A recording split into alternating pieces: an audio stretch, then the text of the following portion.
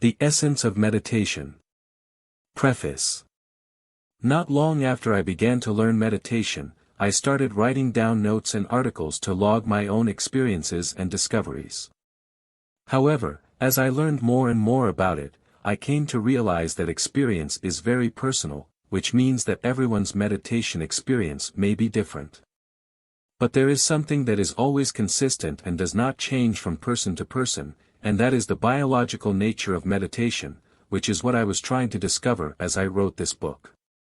In addition, the main purpose of this book is to discuss the essence of meditation, not to teach specific methods or techniques for practicing it. However, if you understand the essence of meditation, you will have a better idea of why there are so many different methods and techniques out there. You will also know if there is anything in common among those methods and techniques beneath the surface. Furthermore, you will understand which approach is best suited to you. And you will understand exactly which benefits meditation can bring to you and why. Moreover, the purpose of this book is to discuss the biological nature of meditation, not the philosophical and religious topics derived from it. That is because, just as the experience of meditation is highly personal, so too the philosophical reflections and religious perceptions that arise from meditation vary from person to person. More importantly, in my opinion, most of those philosophical and religious reflections and perceptions do not fundamentally contradict each other. Even when some of them are in conflict, there is nothing right or wrong, deep or shallow, about them. Furthermore, it is important to note that many of the opinions presented in this book, including those quoted from other authors, are primarily hypotheses and theories and should not be regarded as absolute facts or truths. Readers of this book should approach those hypotheses and theories with a skeptical mindset, being cautious about their validity. However, it is also crucial for them to maintain an open mind about those hypotheses and theories. As Arthur Schopenhauer wisely stated, all truth passes through three stages. First, it is ridiculed. Second, it is violently opposed. Third, it is accepted as being self-evident. Finally, I would like to thank my parents, who not only gave me life, but also gave me a wonderful childhood. Even after I grew up and left my hometown, they still supported me and helped me both spiritually and materially. Also, just after I started writing down my meditation experiences, my father became my first reader. That was not only because I am his son, but, more importantly, my father is a Qigong lover, and his experience and knowledge in Qigong have inspired me and made me realize that Qigong and meditation are essentially the same, despite their apparent differences. Also, in one of his letters to me, my father wrote, "People's understanding of nature is still very limited at present. As long as you can break the superstitions about authorities, and keep searching for the truth, you will make progress in the end." I hope your articles can help or inspire some people. My father's feedback and encouragement gave me great motivation to continue writing more articles. The Essence of Meditation. Chapter 1, Awake Sleep. Meditation is an interesting topic and, at the same time, it is also mysterious. That is because human beings have been meditating for thousands of years. And during those thousands of years, countless people and organizations gave meditation many different definitions, explanations, and meanings. But most of those observations and understandings were from philosophical or religious views, which added mysteries, more or less, here and there. Now let's try to look at meditation from a scientific view to discover what it is really about. What is its essence? That is a fundamental question because only after we answer it can we easily answer other questions about meditation. For example, why are there so many different meditation techniques? Do they have anything in common? Which meditation technique is the best? What is the benefit of meditation? And why is that? Let's begin with the first question, what is meditation really about? Most people have two states in their daily life, either awake or asleep. In fact, there is a third state between the two, which is to keep the mind awake while letting the body fall asleep. That is exactly what meditation achieves. That is the essence of meditation. In other words, meditation is sleep. It is awake sleep. It is sleeping with consciousness. With that in mind, it is not difficult to understand that all those fantastical sensations that arise during meditation are just due to the changes in the body after it falls asleep. Although those physical changes in the body occur every night, you never notice them because you lose consciousness during sleep, and thus miss one wonderful moment after another. Now let's try to prove that special relationship between sleep and meditation. We know that your heart and respiration rates will drop significantly during sleep. Although those phenomena are exactly what happens during meditation as well, it is not good enough to prove that meditation is identical to sleep. So, let's look at what else happens to the body after you fall asleep. First, your body activates a protective mechanism that paralyzes the skeletal muscles of the joints, stopping the muscles of the limbs from functioning. That prevents you from harming yourself and others while you are dreaming. And that is why you always feel weak in your dreams and can't run fast when chased by enemies. In addition, some people suffer from a condition called sleep paralysis, which occurs when the body is still in an off state after the mind wakes up. In some cultures, that condition is known as the ghost pushes you down. From that, you can see that, in normal situations, both your mind and body fall asleep and wake up at the same time. In some special situations, however, they can get out of sync. That is considered a malfunction when you cannot quickly get out of that out-of-sync state and back into your synchronized one. On the other hand, with some practice, you can train yourself not only to easily get into the out-of-sync state, but also to get back into the synchronized state at any time you wish. That is called meditation. After months of practicing meditation, you may gradually feel your limbs becoming heavier and stiffer, as if paralyzed. That indicates that you have succeeded in keeping your mind awake, while letting your body fall asleep. However, many people do not know how they have done that, even when they are able to do so. If you ever used a smartwatch to monitor your sleep, the process will be easy to understand. Smartwatches can tell exactly when you fall asleep and when you wake up. That is because they are equipped with a motion sensor that detects if there is any wrist movement. If they do not detect any wrist movement for a certain amount of time, they know you are sleeping. Similarly, your body has built-in motion sensors. When you meditate, you keep your body still. If you practice long enough, you will eventually trick your body to fall asleep when no muscle movement is detected by its motion sensors. Consequently, the protection mechanism mentioned earlier will be triggered, and the paralysis commands will be sent to the skeletal muscles even when your mind is still awake. Thus, you can see clearly why keeping the body still is the first key element in meditation practice. That is also why the lotus sitting position is better than the half lotus position, and the half lotus position is better than the easy pose. The full lotus is the most stable, and the easy pose is the least stable. However, individuals who can only sit in the easy pose can insert 2 small sponge blocks between their feet and their legs to significantly improve the stability of their legs as well as their bodies. As sleep deepens, all the muscles in the body become more and more relaxed, until they finally reach a state of complete relaxation. However, the bad news is that you lose consciousness in your sleep and cannot experience what full-body relaxation really feels like. Fortunately, an American physician, Dr. Edmund Jacobson, has developed a method, which he calls progressive muscle relaxation, or PMR, that allows you to experience muscle relaxation even when you are awake. For example, hold your fists tightly for 10 seconds, and then release them quickly. You should feel a numb, vibrating sensation in your hands. That is the sensation of hand muscle relaxation.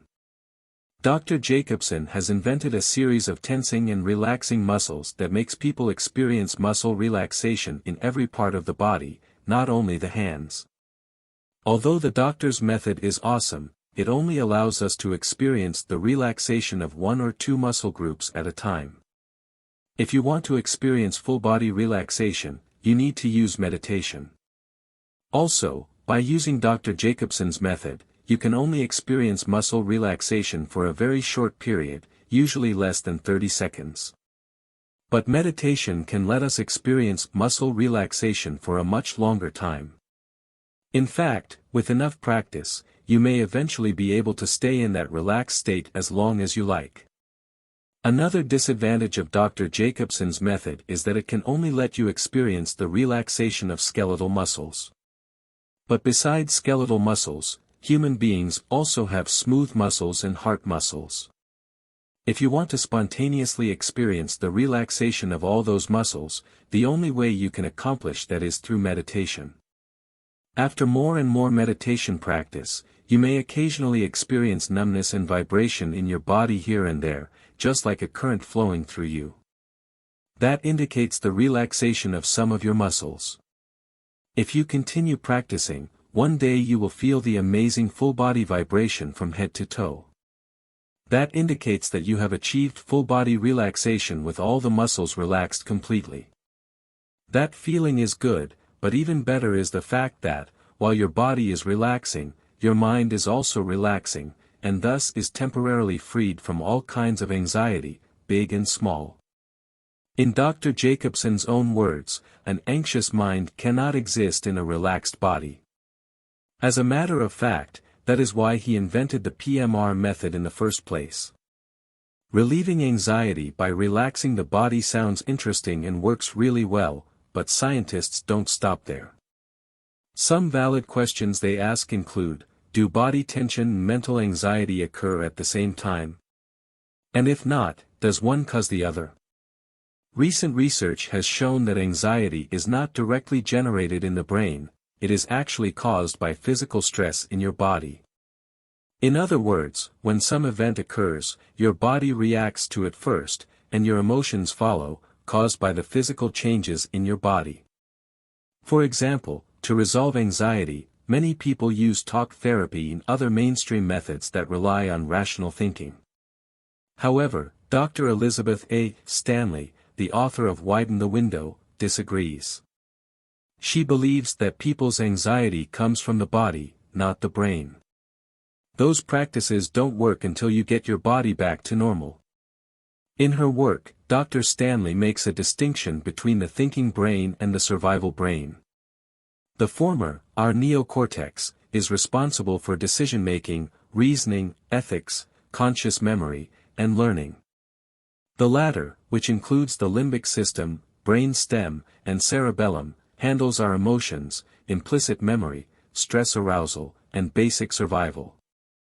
One of the survival brain's most important functions, according to Dr. Stanley, is neuroception, an unconscious process of rapidly scanning one's internal and external environment for safety and danger. When you detect danger, your survival brain sends an instantaneous stress arousal message to your body by turning on the sympathetic nervous system. That results in the release of specific hormones that lead to certain physical sensations related to your heart, lungs, and digestive organs. Whatever is happening in the survival brain has these tremendous ripple effects through your body.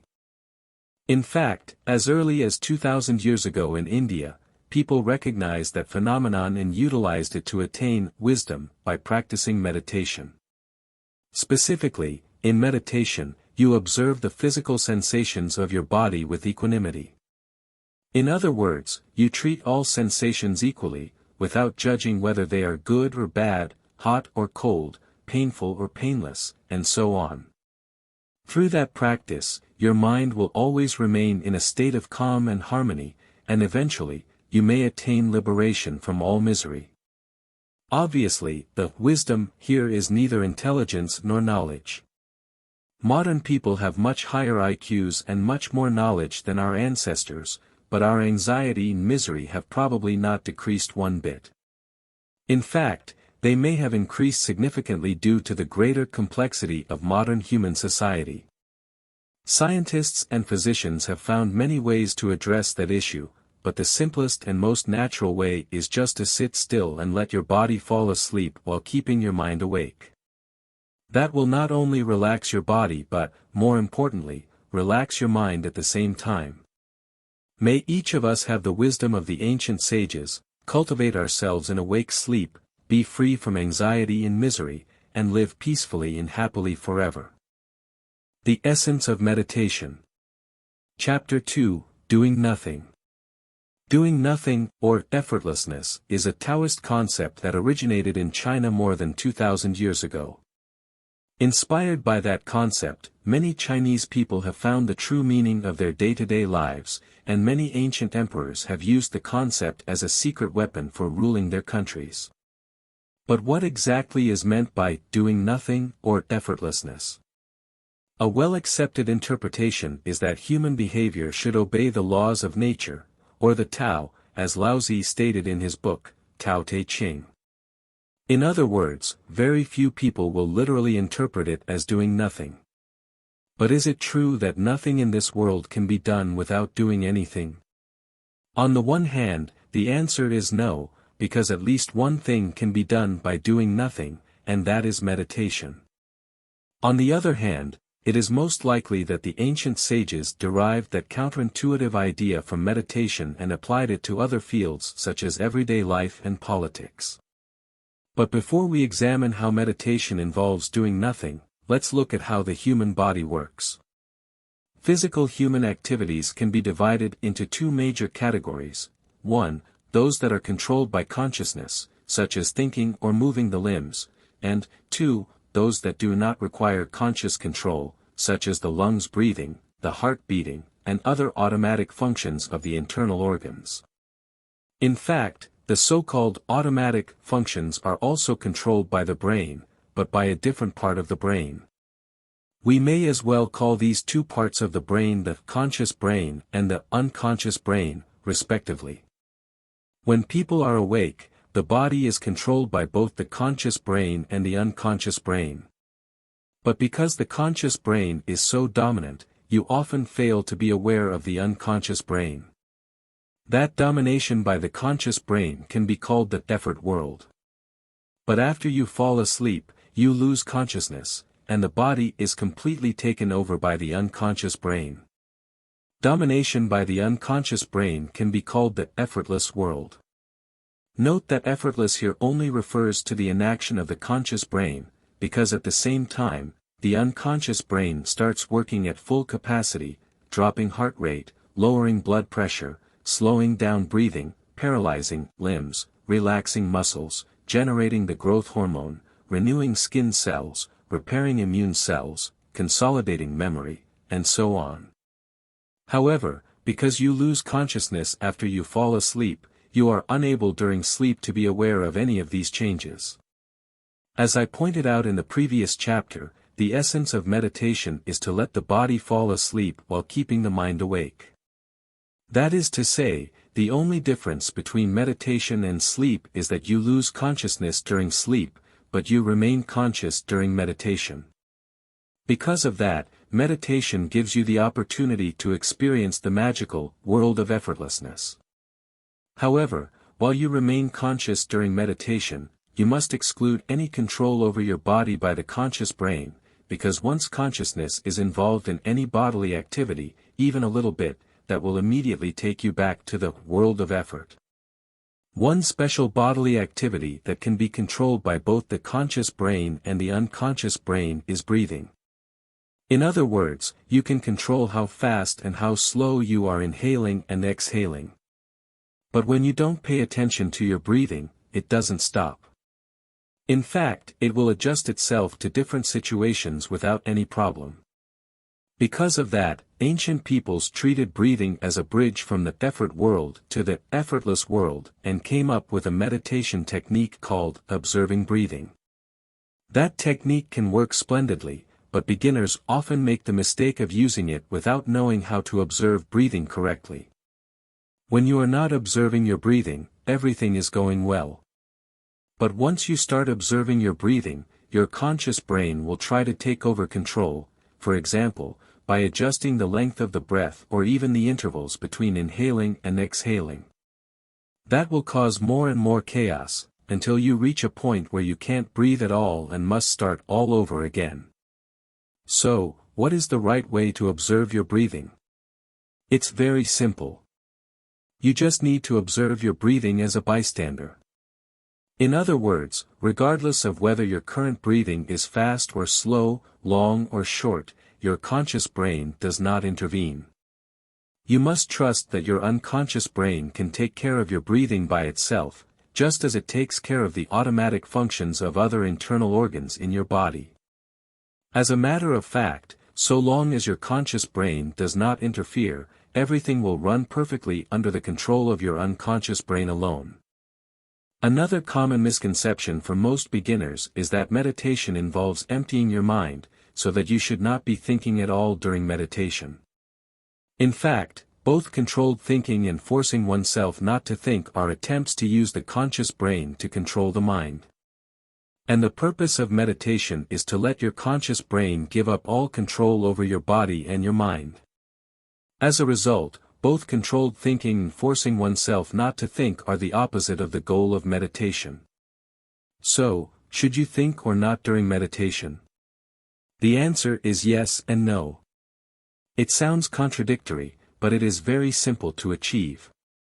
Just like observing your breathing, you need to observe your own thinking from the perspective of a bystander, so that the thoughts in your mind can come and go freely.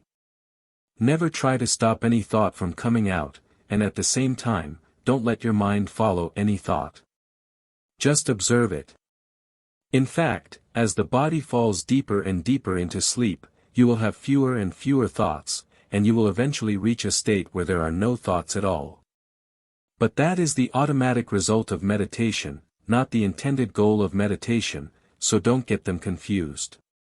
So far, we have seen at least 3 different meditation techniques. We just talked about 2 of them, observing breathing and observing thoughts. We also talked about observing bodily sensations in the previous chapter. Besides these 3 meditation techniques, there are many others. But if you look at them carefully, you will discover that most, if not all, of them have one thing in common, which is to observe something. That is not a coincidence. As a matter of fact, observing is the first step in giving up control. If we look at an interesting real-life example, that point will immediately become clear. When parents take their young children to a playground for the first few times, they tend to follow the children everywhere, whether on the slide, the swing, or the sandbox. They don't want their children to have an accident, so constant supervision is the only way they feel that everything is under their control, although it is really a tiring job after a while. When the children grow older and become more independent, the parents will not follow them anymore. Instead, they will sit on a bench outside the playground and watch their children from a distance, if still attentively. As you can see, that is the first step for the parents to give up control of their children. When the children grow even older and bigger and can take care of some of their own affairs, the parents will stop watching them constantly. In fact, they may start to look at their phones or even head to a nearby coffee shop for a quick drink. At that point, they have totally given up control of their children, letting them play freely and independently. That is the best time for both the children and the parents, because the former get out of bondage, and the latter find peace. Most importantly, the parents don't really need to do anything or make any effort to get into that win-win situation. All they need to do is trust that their children can take care of themselves. Similarly, during meditation, you don't need to make any effort. To be exact, you can't make any effort, because any effort will make you fail to cross the bridge between the effort world and the effortless world. If there is anything you need to do during meditation, it is to keep your body still, which at the end of the day is to do nothing. As for observing breathing, thinking, and bodily sensations during meditation, they are just some handy tools you can utilize on the way to the effortless world. As you saw from the example of the parents and their children, observation of breathing, thinking, and bodily sensations is the first step in giving up control of the conscious brain. As you get closer and closer to the effortless world, even observation itself needs to be abandoned, since it has become the last obstacle to entering the effortless world. Only when you put aside everything, abandoning all efforts and really doing nothing, can you go beyond your familiar effort world to enter the unknown effortless world. And only at that point will you transcend the limitations of the body and the mind to experience ultimate truth. Meditation is a long journey, with no hurry and no expectation. The only thing you should do and the only thing you can do is sit still and surrender everything to the Tao, the Dharma, the God, the unconscious brain, irrespective of what you call it. The Essence of Meditation. Chapter 3, Brain Games. Suppose that a mad scientist removes a person's brain from the body, suspends it in a vat of life-sustaining liquid, and connects its neurons by wires to a supercomputer that provides it with electrical impulses identical to those that the brain normally receives from the sensory organs, including the eyes, the ears, the tongue, and so on. The computer would then be simulating reality, including appropriate responses to the brain's own output, and the disembodied brain would continue to have perfectly normal conscious experiences, such as those of a person with an embodied brain, without these being related to objects or events in the real world. The question is, can the brain realize that it is living in a virtual reality? After some careful thought, most people would reply in the negative because the brain in the vat receives the same signals as the brain in the skull, which is the only way they both communicate with the outside world. In other words, from the brain's point of view, it is completely unable to determine whether it is inside a skull or a vat.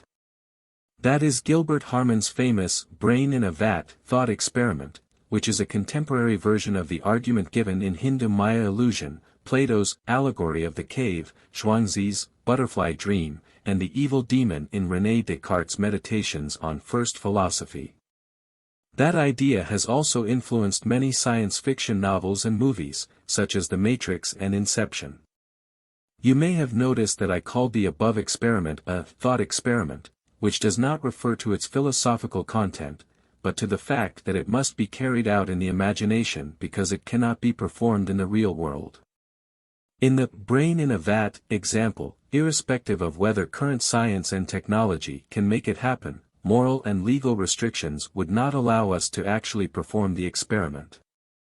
But believe it or not, we individually experience many similar scenarios almost every day.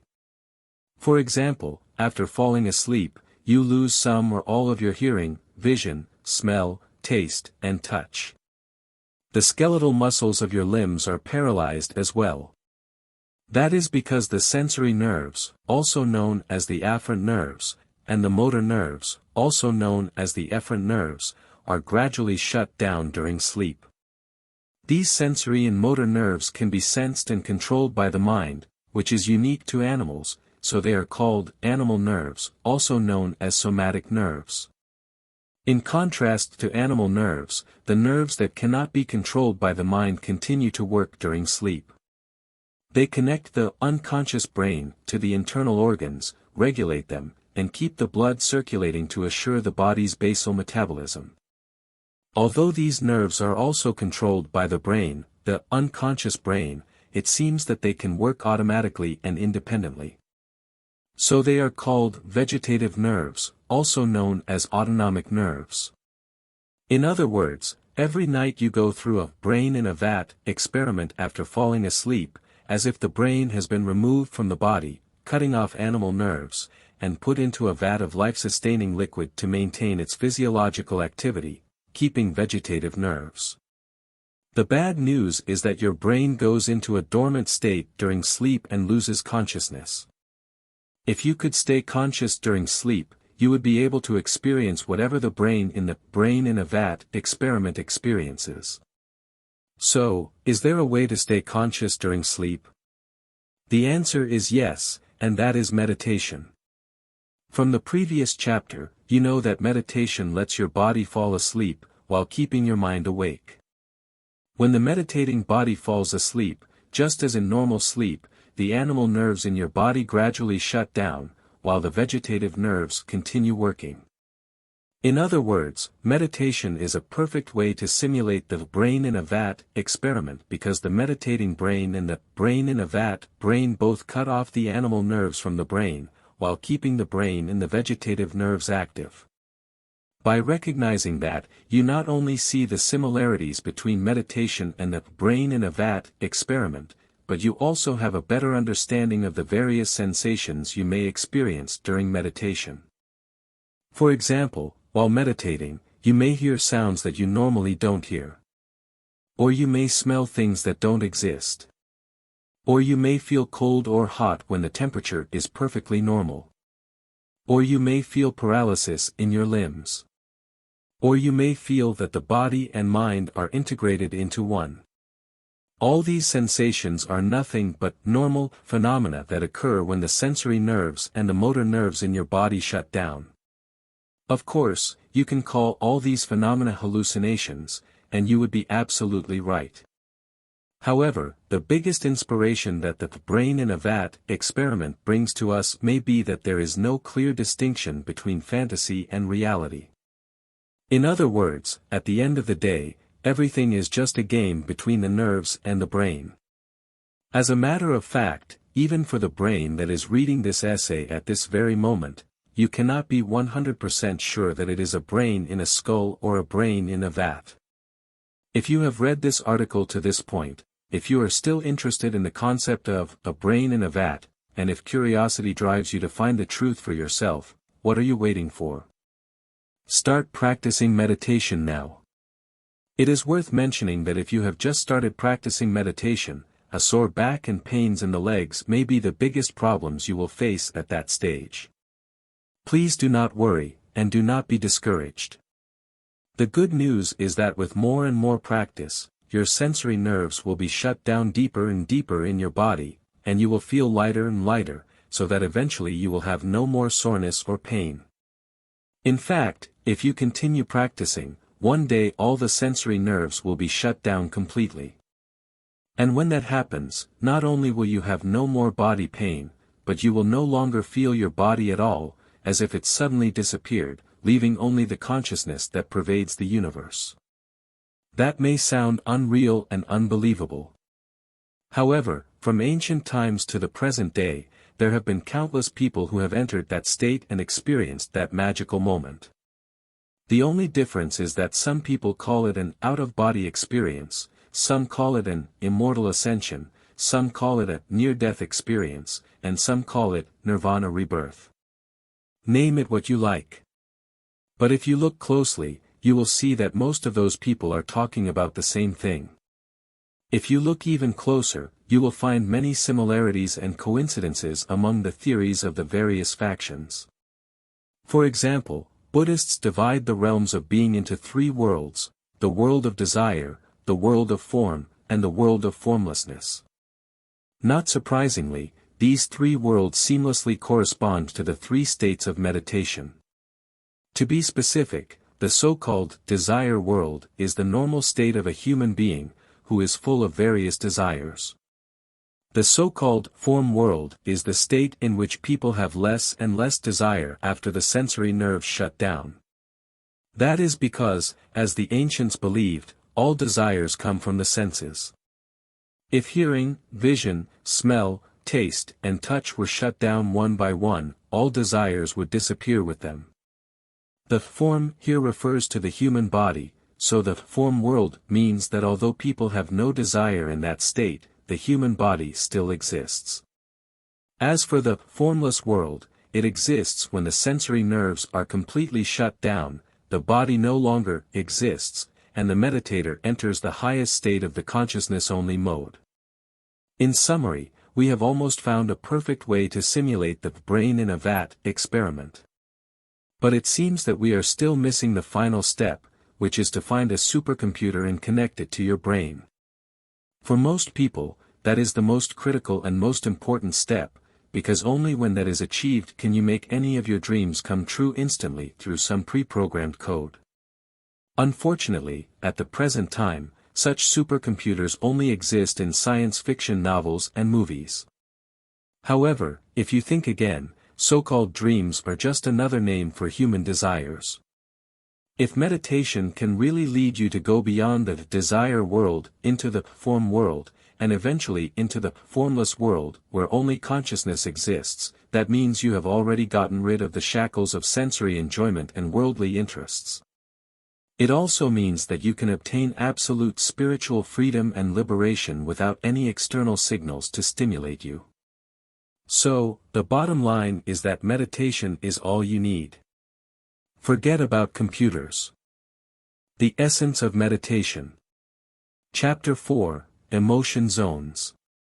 As mentioned in Chapter 1, Awake Sleep, more and more research is demonstrating that anxiety is not in your mind, but your body. In other words, when some event occurs, your body reacts first, and the emotions that emerge after that are caused by the physical changes in your body. Why the body reacts first must have something to do with human evolution. Imagine that you are a primitive human being walking in a jungle, when suddenly a beast jumps out from nowhere. Before figuring out what kind of beast it is, whether it is a threat to you, whether you should fight it, or turn around and run away, your entire body starts reacting in a split second.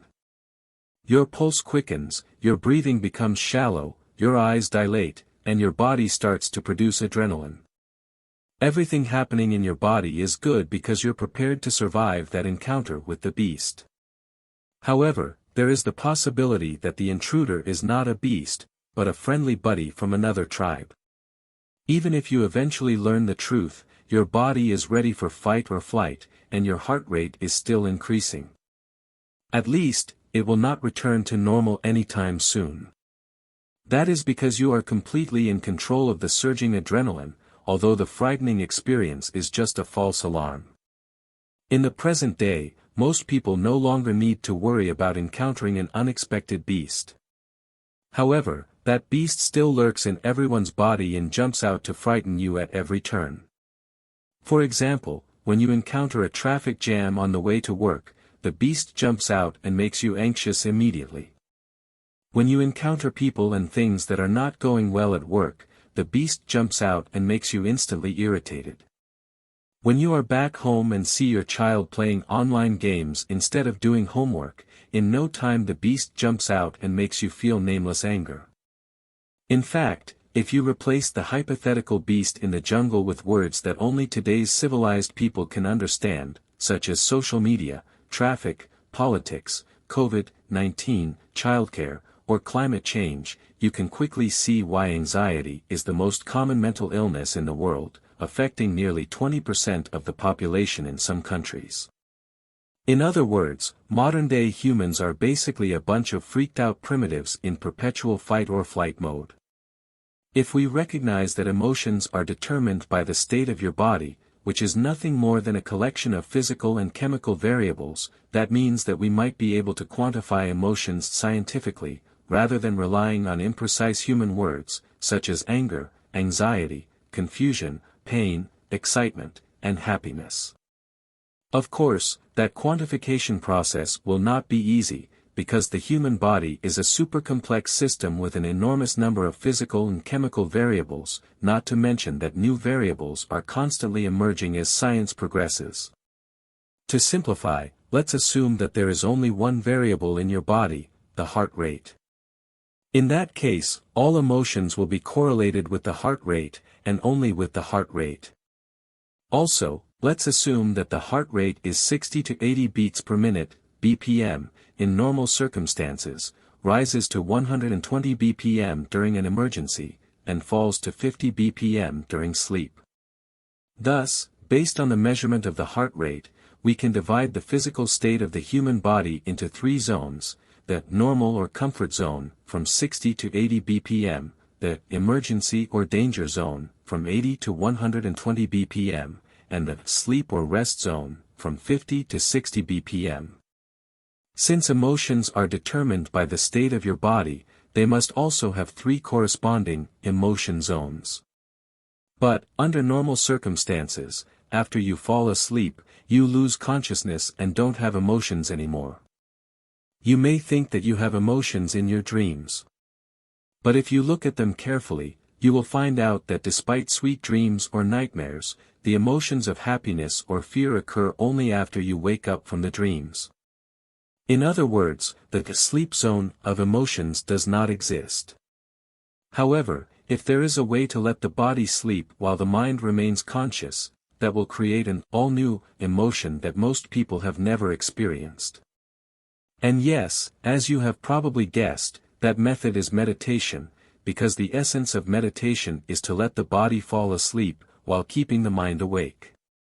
As for what that new emotion feels like, I am afraid there is no one word to describe it, since it has been referred to by various people as calmness, serenity, freedom, compassion, fraternity, and even emptiness.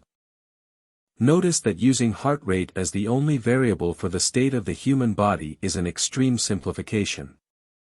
If another variable, for example, blood pressure, is added, the one-dimensional emotion zone will become a two-dimensional emotion area.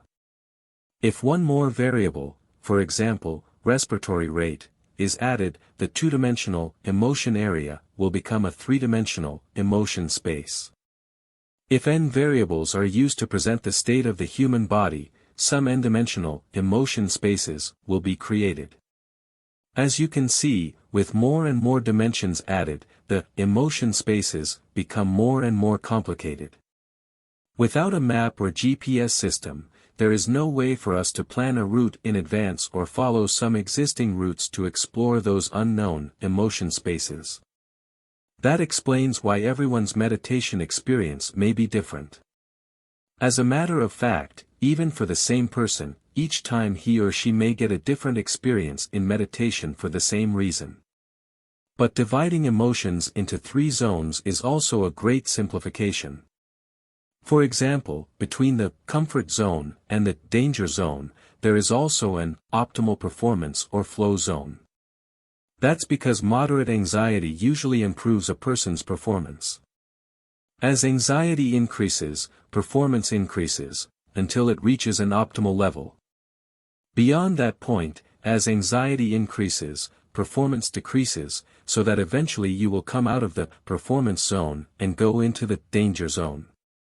When people are in the performance or flow zone, they are able to accomplish tasks easily, for their bodies automatically move by themselves. Since those people are focusing on the present, hours seem to pass by the minute. In addition, because people concentrate deeply when they are in the performance or flow zone, they are less sensitive to internal feelings such as hunger and external stimuli such as mobile phone vibrations. Also, after people accomplish tasks, they usually feel happy, satisfied, and filled with positive energy. The idea of flow may sound unreal to you, but you may have already experienced it without knowing it. For example, a stressful school exam may engross you, and the deeper your concentration is and the longer you focus, the more likely you will do well on the exam. That is the result of flow. While everyone may benefit from flow, many artists and athletes in particular have tremendous interest in pursuing it, because they have discovered that their work or competition will never be perfect if they think too much. But if they can enter flow, their hands and feet, and even their whole body, will move by themselves. In that way, they will be able to produce highly satisfactory work or get surprising results in competitions. So, how to get out of the comfort zone and enter the flow zone without falling into the danger zone marks the difference between mediocrity and genius. Many talented artists and athletes have discovered that secret. Bruce Lee, one of the greatest martial artists of all time, revealed the secret in this way: the successful warrior is the average man with laser-like focus. Indeed, entering the flow zone through concentration seems to be the secret weapon of many successful people in various fields. However, for ordinary people, laser-like concentration is not innate, but can only be obtained through long-term training. In fact, switching between any emotions is not at all easy. As mentioned in Chapter 3, brain games, the human nervous system can be divided into two categories: somatic or animal nerves, which can be controlled by your mind, and autonomic or vegetative nerves, which cannot be controlled by your mind. The autonomic nerves can be further divided into sympathetic nerves and parasympathetic nerves. The sympathetic nerves are responsible for fight or flight. When these nerves are stimulated, that is manifested by, among other things, a rapid heartbeat, increased breathing, dilated blood vessels, sweating, and dilated pupils. When that happens, you enter the danger zone. The parasympathetic nerves are responsible for recuperation and digestion. When the parasympathetic nerves are stimulated, that shrinks the pupils, slows down the heartbeat, decreases myocardial contractility, contracts smooth muscles, strengthens gastrointestinal peristalsis, relaxes the skeletal muscles, and increases saliva and tear secretion. When that happens, you enter the rest zone. As you can see, just like the acceleration pedal and the brake pedal, which are used to control the movement of a car, the sympathetic nerves and the parasympathetic nerves work in opposite ways to control the state changes of your body. Since both the sympathetic and the parasympathetic nerves belong to the vegetative nervous system, over which your mind has no control, that means that you can't change the state of your body with your mind. It also means that you can't change your emotions with your mind. For example, we often see children cry without tears in front of their parents to get a new toy. That is because their facial expressions and vocal cord vibrations are controlled by their animal nerves, which in turn are controlled by their minds. In contrast, tears are controlled by vegetative nerves, which are not controlled by their minds. As a result, tears are not always available on command. However, many actors can tear up anytime and anywhere the story calls for it, which is amazing. How do they do that? The answer is simple. Since they cannot change emotions directly through their minds, they must use an indirect or roundabout strategy. When actors need to cry, they stimulate their parasympathetic nerves by recalling a sad story in their minds, or silently singing a desolate song in their hearts, to arouse the secretion of tears. Of course, few of them can burst into tears without practicing countless times. For the same reason, artists and athletes enter the flow zone via concentration, which again comes down to the fact that they cannot change their emotions directly through their minds. Similarly, when you meditate, you can't force your body to fall asleep by commanding your mind. On the contrary, you must give up any participation of the mind and fall asleep indirectly by keeping your body still and tricking your brain, specifically, the unconscious brain, to believe that you have fallen asleep.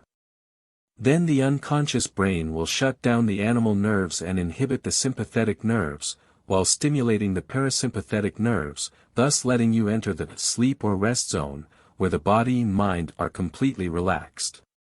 As for the popular emotion management articles and books available nowadays, if you study them carefully, you will discover that most of them are discussing how to use rational thinking to control your behavior when you are emotionally involved. That is, behavior management rather than emotion management. If there is really a way to manage your emotions, it must be by doing nothing, sitting motionlessly, tricking your body into sleep, and creating an all-new emotion in a state of complete relaxation, which you feel to the fullest. The Essence of Meditation. Chapter 5, Sleepability. At the very beginning of this book, I pointed out that the essence of meditation is to let the body fall asleep while keeping the mind awake. When you see that statement, you may ask, if meditation is just sleeping, isn't it a waste of time? I would like to answer that question from two perspectives: 1, the psychological benefits of meditation, and 2, the biological benefits of meditation. On the one hand, meditation is indeed sleeping, but the two are not exactly the same, because in sleep you lose consciousness, whereas in meditation you remain conscious. And because of that difference, meditation gives you the opportunity to explore the wonderful and magical world of effortlessness. As for the huge psychological impact and benefits these novel experiences bring to us, I have already spent a great deal of time explaining them in the previous chapters, so I will not repeat them here. On the other hand, asking if meditation is a waste of time reveals a common belief that sleeping is a waste of time. As William Shakespeare once wrote, there is plenty of time to sleep in the grave. In fact, many people not only see sleep as a waste of time, but also often associate it with laziness. However, if you knew that LeBron James, the NBA's top player, sleeps 12 hours a day to ensure that he's at his best in every game and practice, you would probably change your mind about how sleep can benefit you. Actually, more and more recent studies have shown that sleep not only plays an important role in physical recovery, but also in preventing disease and aging. In other words, those misunderstandings and prejudices about sleep may be some of the main culprits affecting human health today. In Why We Sleep, Professor Matthew Walker of the University of California at Berkeley lists interesting data to illustrate the importance of sleep. For example, in one of his comparative experiments, he found that a sleep-deprived person's learning ability is 40% lower than that of a well-rested person. There are many reasons for that, but the main reason may be related to the two-stage information storage process of the human brain. Specifically, the brain first records the information it receives in the hippocampus for short-term memory storage and then transfers that information to the cortex and saves it there for long-term memory storage. However, that transfer process is not immediate because it must occur during sleep. Today, with the information explosion, you are receiving enormous amounts of data each day. If there is not enough sleep time at night for your brain to complete the data transfer and storage, while emptying the hippocampus, that may not only cause the loss of some important information, but also lead to the inability of the hippocampus to accept new information. The same is true of computers and smartphones. For fast access, the data in use are often stored temporarily on a small memory chip, which is equivalent to the hippocampus. When you are not using your computers and smartphones, their data are permanently written onto a large hard drive, which is equivalent to the cortex, so that they can be retrieved later. However, due to some intentional or unintentional software bug, the data in the small chip's memory sometimes cannot be removed completely. When more and more old data accumulate over time, computers and smartphones will run slower and slower, eventually becoming completely unusable. However, when that happens, you just need to shut down and restart the devices to clear out all the junk data from their memory, and then everything will run smoothly again, just as you wake up refreshed from a good long sleep after staying up for a couple of nights. In addition to discovering the impact on our learning ability, Professor Walker also found that men who routinely sleep only 5 to 6 hours a night will have the testosterone level of a man 10 years older. We know that adequate testosterone is not only a must for good health, but also leads to increased muscle and bone mass, decreased body fat, and increased growth of body hair. In other words, a lack of sleep ages men by a decade in terms of wellness and virility. Not surprisingly, women who sleep 5 to 6 hours per night show a 20% reduction in follicle-stimulating hormone, FSH, which is critical for becoming pregnant. Adequate sleep will also strengthen your cardiovascular system. One piece of evidence for this is that every year when daylight savings time starts, hospital admissions for heart disease on the first day of the time change increase by 24%, presumably due to just 1 hour of lost sleep. Contrarily, hospital admissions for heart disease decrease by 21% on the first day after daylight savings time ends, presumably because of the extra hour of sleep. Furthermore, comparable increases and decreases occur in traffic accident rates and suicide rates when daylight savings time changes.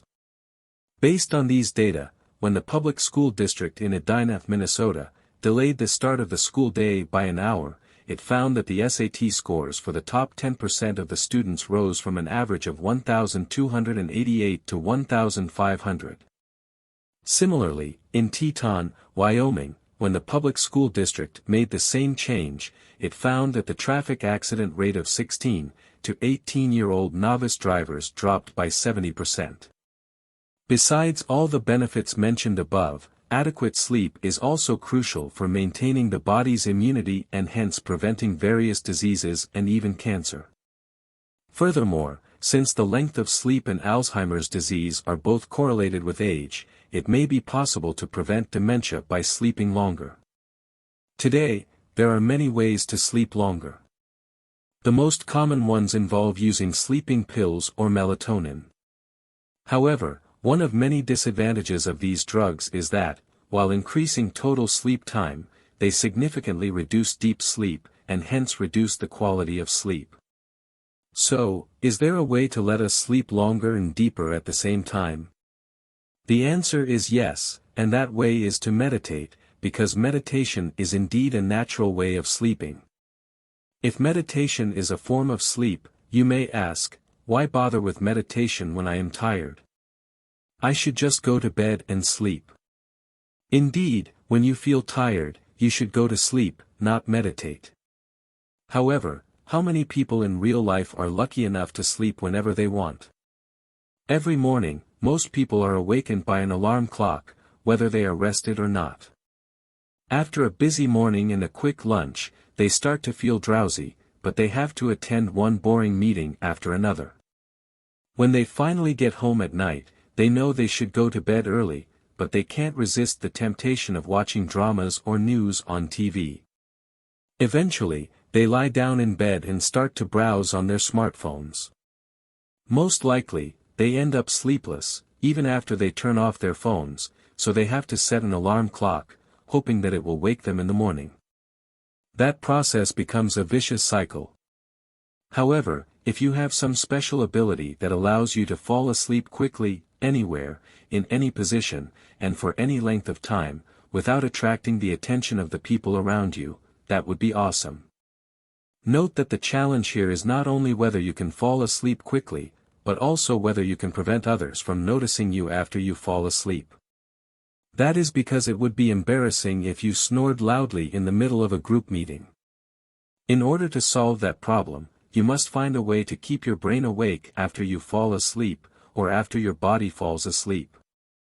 Again, meditation is the answer because the essence of meditation is to keep the mind awake, while letting the body fall asleep. Not only that, but meditation also allows you to fall asleep anywhere, in any posture. That is because, as I have pointed out earlier, the first key element of meditation is to keep the body still. And quite possibly, keeping the body still is the only key element of meditation.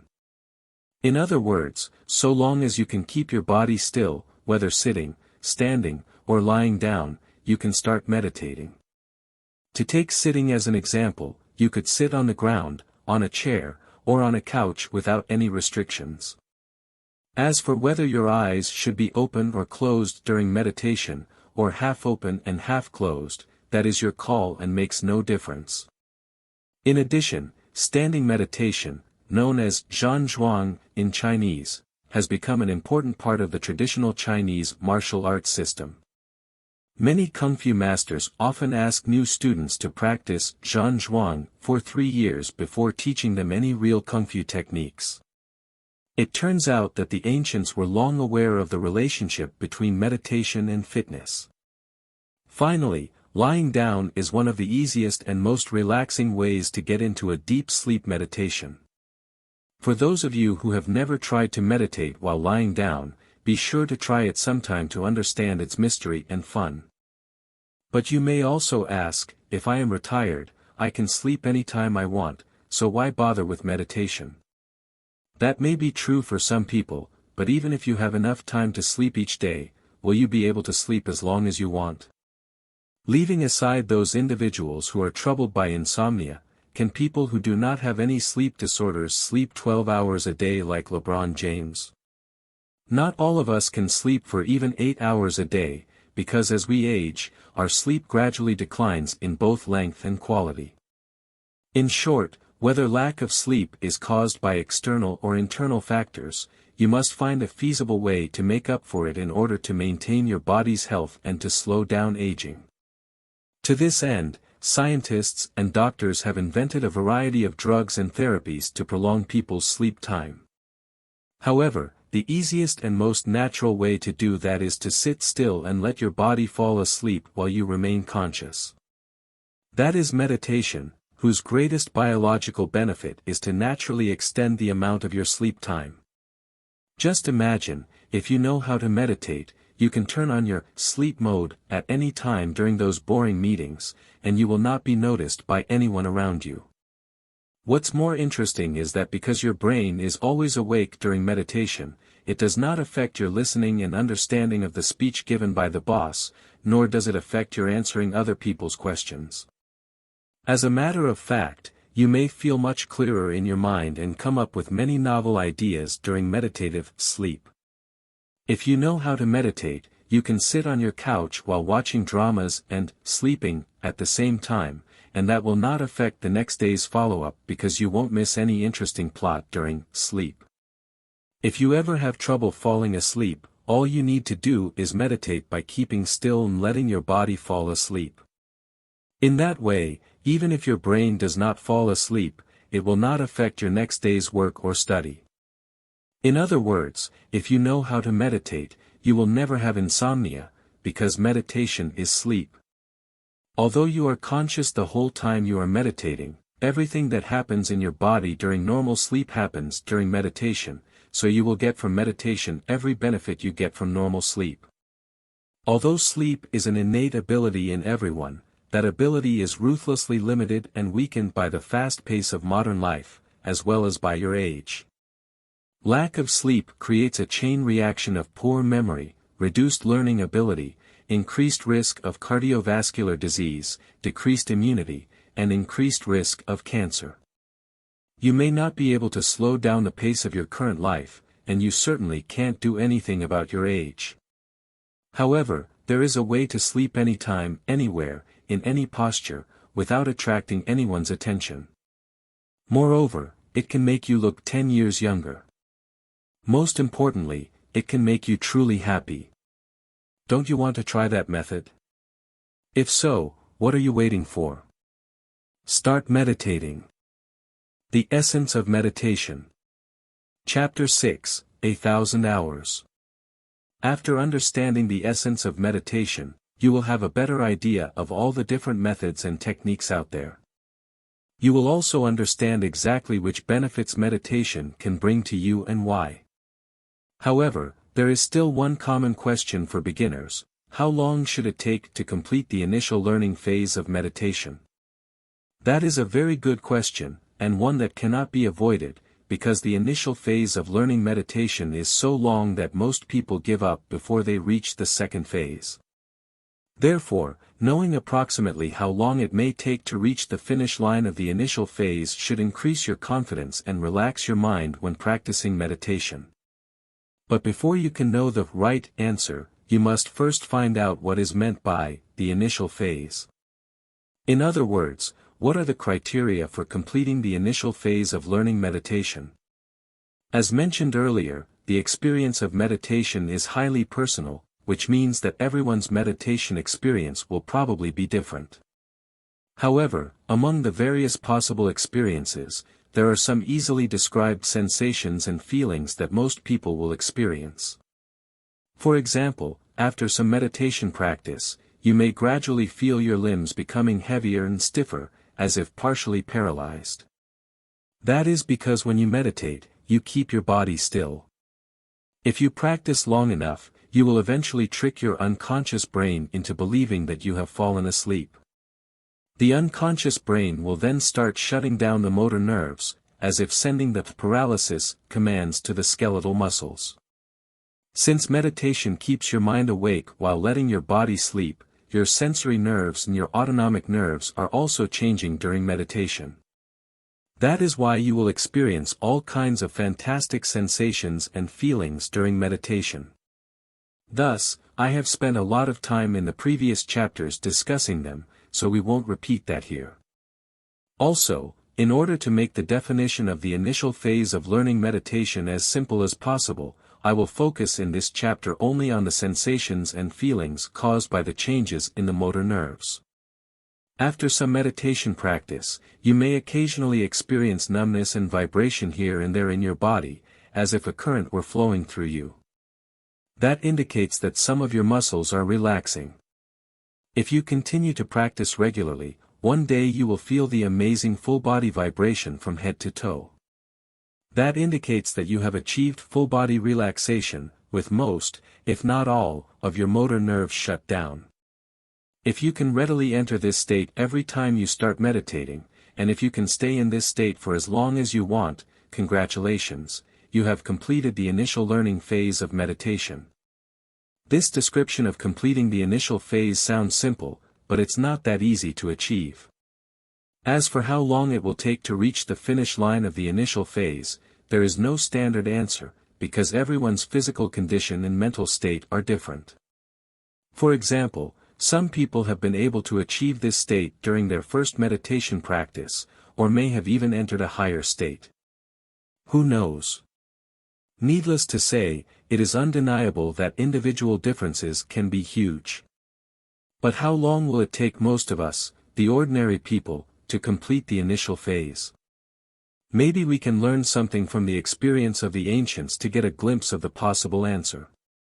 As I mentioned in the previous chapter, many Kung Fu masters often ask new students to practice standing meditation, known as Zhanzhuang in Chinese, for 3 years before teaching them any real Kung Fu techniques, believing that the students need at least 3 years to complete the initial training of meditation.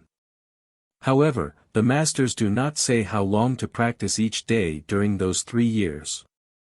For example, a student who stands for only 1 hour a day will stand for about 1,000 hours in 3 years, whereas a student who stands for 3 hours a day will stand for about 3,000 hours in 3 years. That is a huge difference, but which number is more reasonable to get to the finish line of the initial phase? Instead of answering this question directly, I would like to think about it in this way. Quick learners may only need to practice 1 hour a day to get there in 3 years, and slow learners must practice 3 hours a day to get there in the same time period. Also, internal alchemy, or Niden in Chinese, is a collection of esoteric doctrines and physical, mental, and spiritual practices that Taoists use to prolong life and create an immortal spiritual body that will survive after death. The first stage of Niden is called foundation building, also known as 100 days of foundation building. Put simply, it is to learn how to meditate in 100 days. Compared to the 3-year Zhanzhuang above, the 100 days of foundation building sounds more like a crash course of meditation. In fact, the premise of this 100-day practice is that it must be carried out under the conditions of an intensive retreat. To retreat is to isolate oneself in a certain place, without communicating with the outside world, usually staying silent while focusing on meditation. If you meditate in such an environment for 12 hours a day, and use the other 12 hours for eating and sleeping, then at the end of 100 days you will have practiced meditating for 1,200 hours. Although that is just over 1,000 hours and considerably below 3,000 hours, with such high-intensity training, even the slowest learners should be able to complete the initial phase of meditation within 100 days. Nowadays, with the proliferation of meditation from east to west, many large companies in the United States are offering free meditation courses for their employees. At Google, for example, one of the prerequisites for meditation instructors is to have at least 1,500 hours of meditation experience. I don't know if that figure was based on some statistical data, was recommended by some meditation masters, or was just picked randomly. But it aligns with the wisdom of the ancients, which is very interesting. In short, for most people, the bottom line for completing the initial phase of meditation is around 1,000 hours. Sitting for 1,000 hours does not guarantee that you have completed the initial phase, but if you haven't sat for 1,000 hours, the odds are that you must have not reached the finish line yet. Note that the 1,000 hours are a total amount of time, no matter how long you meditate during each session and how many sessions you meditate each day. If you ask a Buddhist monk how long he meditates each day, he may tell you that he meditates twice a day for 4 hours each time, which is unimaginable and even impossible for most of us. As a matter of fact, for beginners, more than a few minutes of sitting at a time can become a form of torture. Therefore, individuals who have just begun to learn meditation can start with 1 minute each session and gradually extend that to 3 minutes, 5 minutes, 10 minutes, and so on. One advantage of short sessions is that you can practice many times a day. For example, whenever you read a book, you might set an alarm clock that reminds you to meditate for 5 minutes every half hour. In that way, if you read for 2 hours, you will comfortably accumulate 20 minutes of practice time. Moreover, because each meditation session is short, it will not be a burden or torture. Instead, it will be an interesting experience for you to keep trying again and again. In addition, for beginners, the 20 minutes of accumulated short sessions are often more effective than 20 minutes of continuous meditating. To accumulate 1,000 hours of meditation, you don't have to find the best method before starting to practice. Aside from the common methods mentioned earlier, such as observing your breath, thoughts, or bodily sensations, anything that keeps you motionless is good, because keeping still is the key element of meditation. As for meditating while sitting, standing, or lying down, you should try them all, because no matter what method or posture you use, you will be meditating. So long as you can keep your body still and your mind awake, you will be meditating during every minute, and every minute accumulates into those 1,000 hours. Meditation is a long journey, and during the first 1,000 hours, the road is full of thorns, twists, and turns. But please don't worry, and don't be discouraged. So long as you can accumulate 1,000 hours of sitting, even if you haven't completed the initial phase, you are not too far away from the finish line. Once you complete the initial phase and enter the second phase, the road under your feet will become wider and flatter, and the scenery will become more and more beautiful. So, what are you waiting for? Start meditating now. As Laozi stated in his book, Tao Te Ching, a 1,000-mile journey begins with the first step. The 1,000-hour journey of meditation begins with every hour, every minute, and every second of awake sleep. The Essence of Meditation. Chapter 7, Stillness and Motion. As previously mentioned, the essence of meditation is to keep the mind awake while allowing the body to enter into a state of sleep. The specific method for achieving meditation is to maintain stillness in the body so that the body's built-in sensors cannot detect any muscle movement. With enough practice and time, your brain, more accurately, your unconscious brain, mistakenly believing that you have fallen asleep, will gradually shut down both your motor and sensory nerves, inhibiting the sympathetic nerves while stimulating the parasympathetic nerves. This ultimately leads your body into a completely relaxed state of sleep. That is why I have repeatedly emphasized that maintaining stillness is the first key element of meditation, and I can even assert that it is the only key element of meditation. Moreover, through simple logical reasoning, I can make a bolder guess that any human activity that is achieved by maintaining stillness in the body is essentially meditation.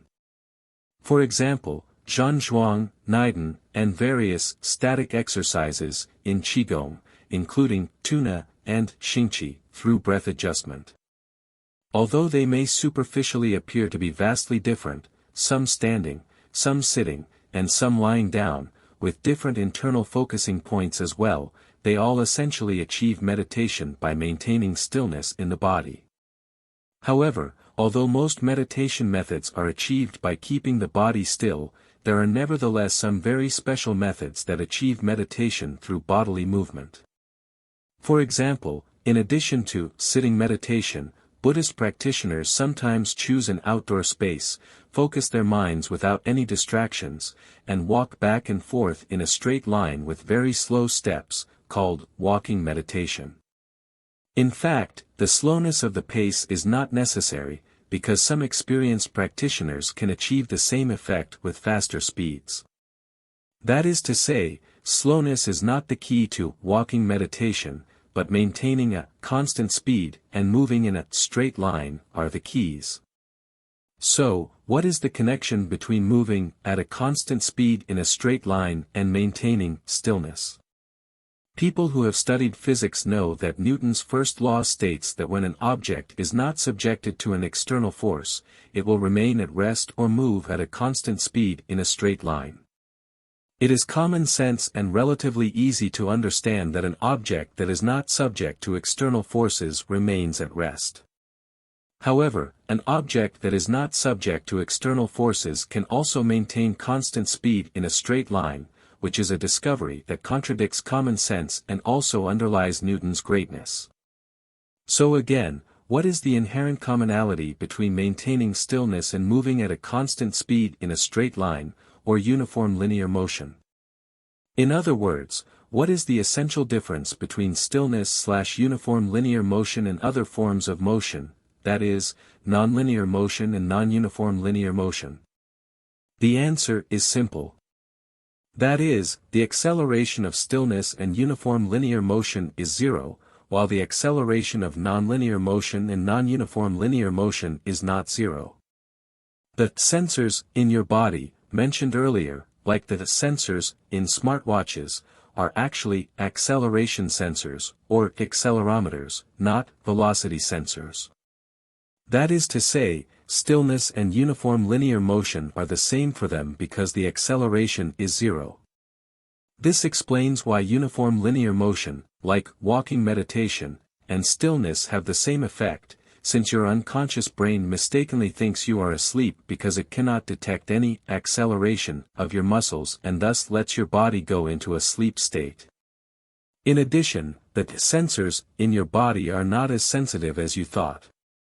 That means that as long as you keep the acceleration of your body movements within a small range, even nonlinear or non-uniform linear movements may cause your unconscious brain to mistakenly assume you are asleep because it cannot detect sufficient acceleration. So, how can you keep the acceleration of your body movements within a small range? You just need to slow down your movements. Tai Chi is a perfect example. Most of the movements in Tai Chi come from Chinese martial arts, but the biggest difference between Tai Chi and other martial arts is the speed of the movements. Therefore, although most of those movements are nonlinear, due to the slow and uniform speed of each movement, and the seamless and continuous transitions between movements, the acceleration throughout the entire flow can be almost ignored.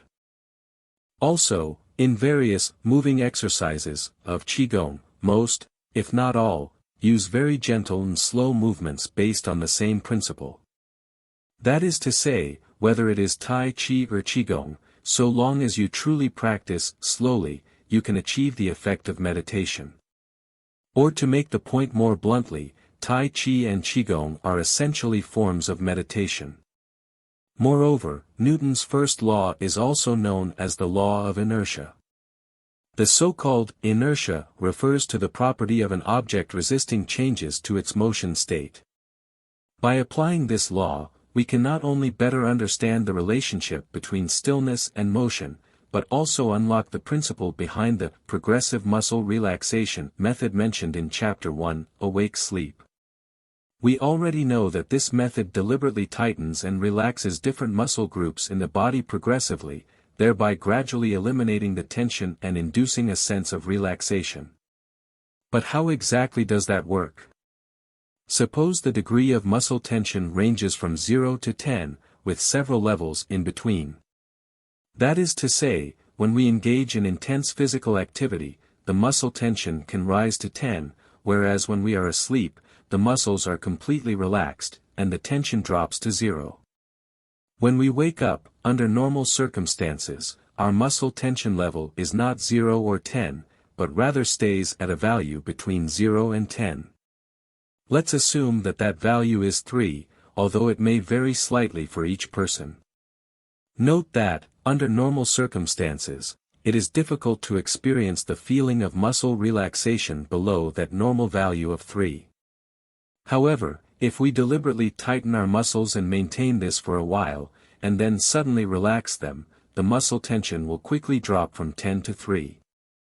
However, it will not stop there, but due to the inertia effect mentioned earlier, it will continue to decrease to 2, then 1, and even 0. Of course, after reaching the lowest point, the muscle tension will rebound, and rise back up to 1, and then 2, before finally returning to the normal value of 3 and staying there.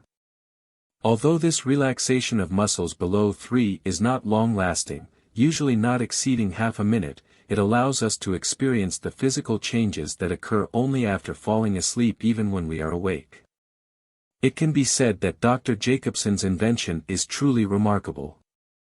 This is also why in Chapter 6, 1,000 Hours, we considered achieving full-body muscle relaxation as the criterion for completing the initial phase of learning meditation, because not only is it a very clear and explicit goal, but, more importantly, it is a goal that we can partially experience through the progressive muscle relaxation method. Also, the series of movements in yoga share similarities with progressive muscle relaxation. The principles behind both are exactly the same. In fact, the founder of yoga, Patanjali, explained in detail the 8 limbs of yoga in his book Yoga Sutras. What we typically practice today in the gym is only the 3rd limb, which is the asana or posture yoga. The later pranayama or breathing yoga is similar to qigong's tuna or xingqi. As for the 7th limb, dhyana, it is an extremely deep meditation, and the 8th limb, samadhi, is the highest state that meditation can bring us to, the unity of heaven and humanity. In short, stillness is meditation, as well as uniform linear movement. Slow and continuous nonlinear movement and non-uniform linear movement can also be forms of meditation. As for the various muscle relaxation techniques, they are excellent warm-up exercises for meditation. They help us set meditation goals, experience or partially experience the wonderful feelings that come with achieving those goals, and always have a firm belief and a lively hope. In many Eastern temples, you will find a stone tablet or plaque inscribed with the words "entering samadhi." It means that no matter who enters there, they must put aside their distractions and purify their minds to discover their true selves. However, most believers do not know that samadhi is not in the temple or in the wild forests, but in everyone's own hearts. Instead of looking for immortals and seeking the Tao far away, it is better to sit quietly at home or walk slowly in the yard to find the mysteries of life in the joy of meditation. May each of us find our own samadhi and enter it whenever we want to, whenever we need to, and whenever we have to. The Essence of Meditation. Chapter 8, Eastern Wisdom. If someone were to say, the wisdom of the East comes from meditation, you might just laugh it off. However, if that statement is changed to, most Eastern sages are masters of meditation, you would think that sounds reasonable. For example, Buddha studied meditation under several Indian yoga masters for 6 years. But then one day, after continuously meditating under a Bodhi tree for 7 days and 7 nights, he suddenly achieved enlightenment and entered nirvana, which was the beginning of Buddhism. Later, Buddhism was introduced to China, took root and flourished there, and gave rise to 10 different sections. Although some of these sects had unique methods of practicing Buddhism, such as the Pure Land schools, Nianfo, and the Chan, or Zen, schools, Huatu, most of them still practiced Buddhism using the traditional method of sitting meditation. In particular, the silent illumination Zen method advocated by the Chaodong school was summarized by Dogen Zenji in Japan with the phrase, just sitting, which can be said to reveal the secret of practicing Buddhism. Just sitting has also become one of the characteristics of the Japanese Chaodong school. As for China's indigenous culture, I have already discussed the origin and development of effortlessness in great detail in Chapter 2, Doing Nothing. In short, meditation may be the only human activity that can be achieved by doing nothing. Conversely, it is most likely that the ancient sages derived that counterintuitive idea from meditation and applied it to other fields, such as everyday life and politics. However, is there any concrete evidence to show that those sages truly achieved enlightenment through meditation? The ancient Chinese referred to meditation as Zhuowang, or Xin-Zhai. Literally, Zhuowang means sitting forgetting, and Xin-Zhai means mind fasting. In the book Xuanzi, there is a dialogue between Confucius and his disciple Yan Hui. Yan Hui said, "I have achieved Zhuowang." Confucius asked, "What is Zhuowang?" Yan Hui replied, "I have paralyzed my limbs, shut off my senses, made my torso disappear, abandoned my intellect, and merged with the universe. That is Zhuowang." Confucius said, "When everything becomes one, distinctions between good and bad disappear, and one can let go of permanent attachments. You have truly become a wise person. I want to follow in your footsteps." According to the above descriptions of Zhuowang, we can clearly see that the ancient sages not only achieved enlightenment through meditation, but also reached a very deep level of awake sleep. Perhaps, paralysis of the limbs, and closing of the senses, can be understood by beginners who have practiced meditation for 1,000 hours or more, but disappearance of the body, cessation of thought, or abundance of intellect require more time and patience.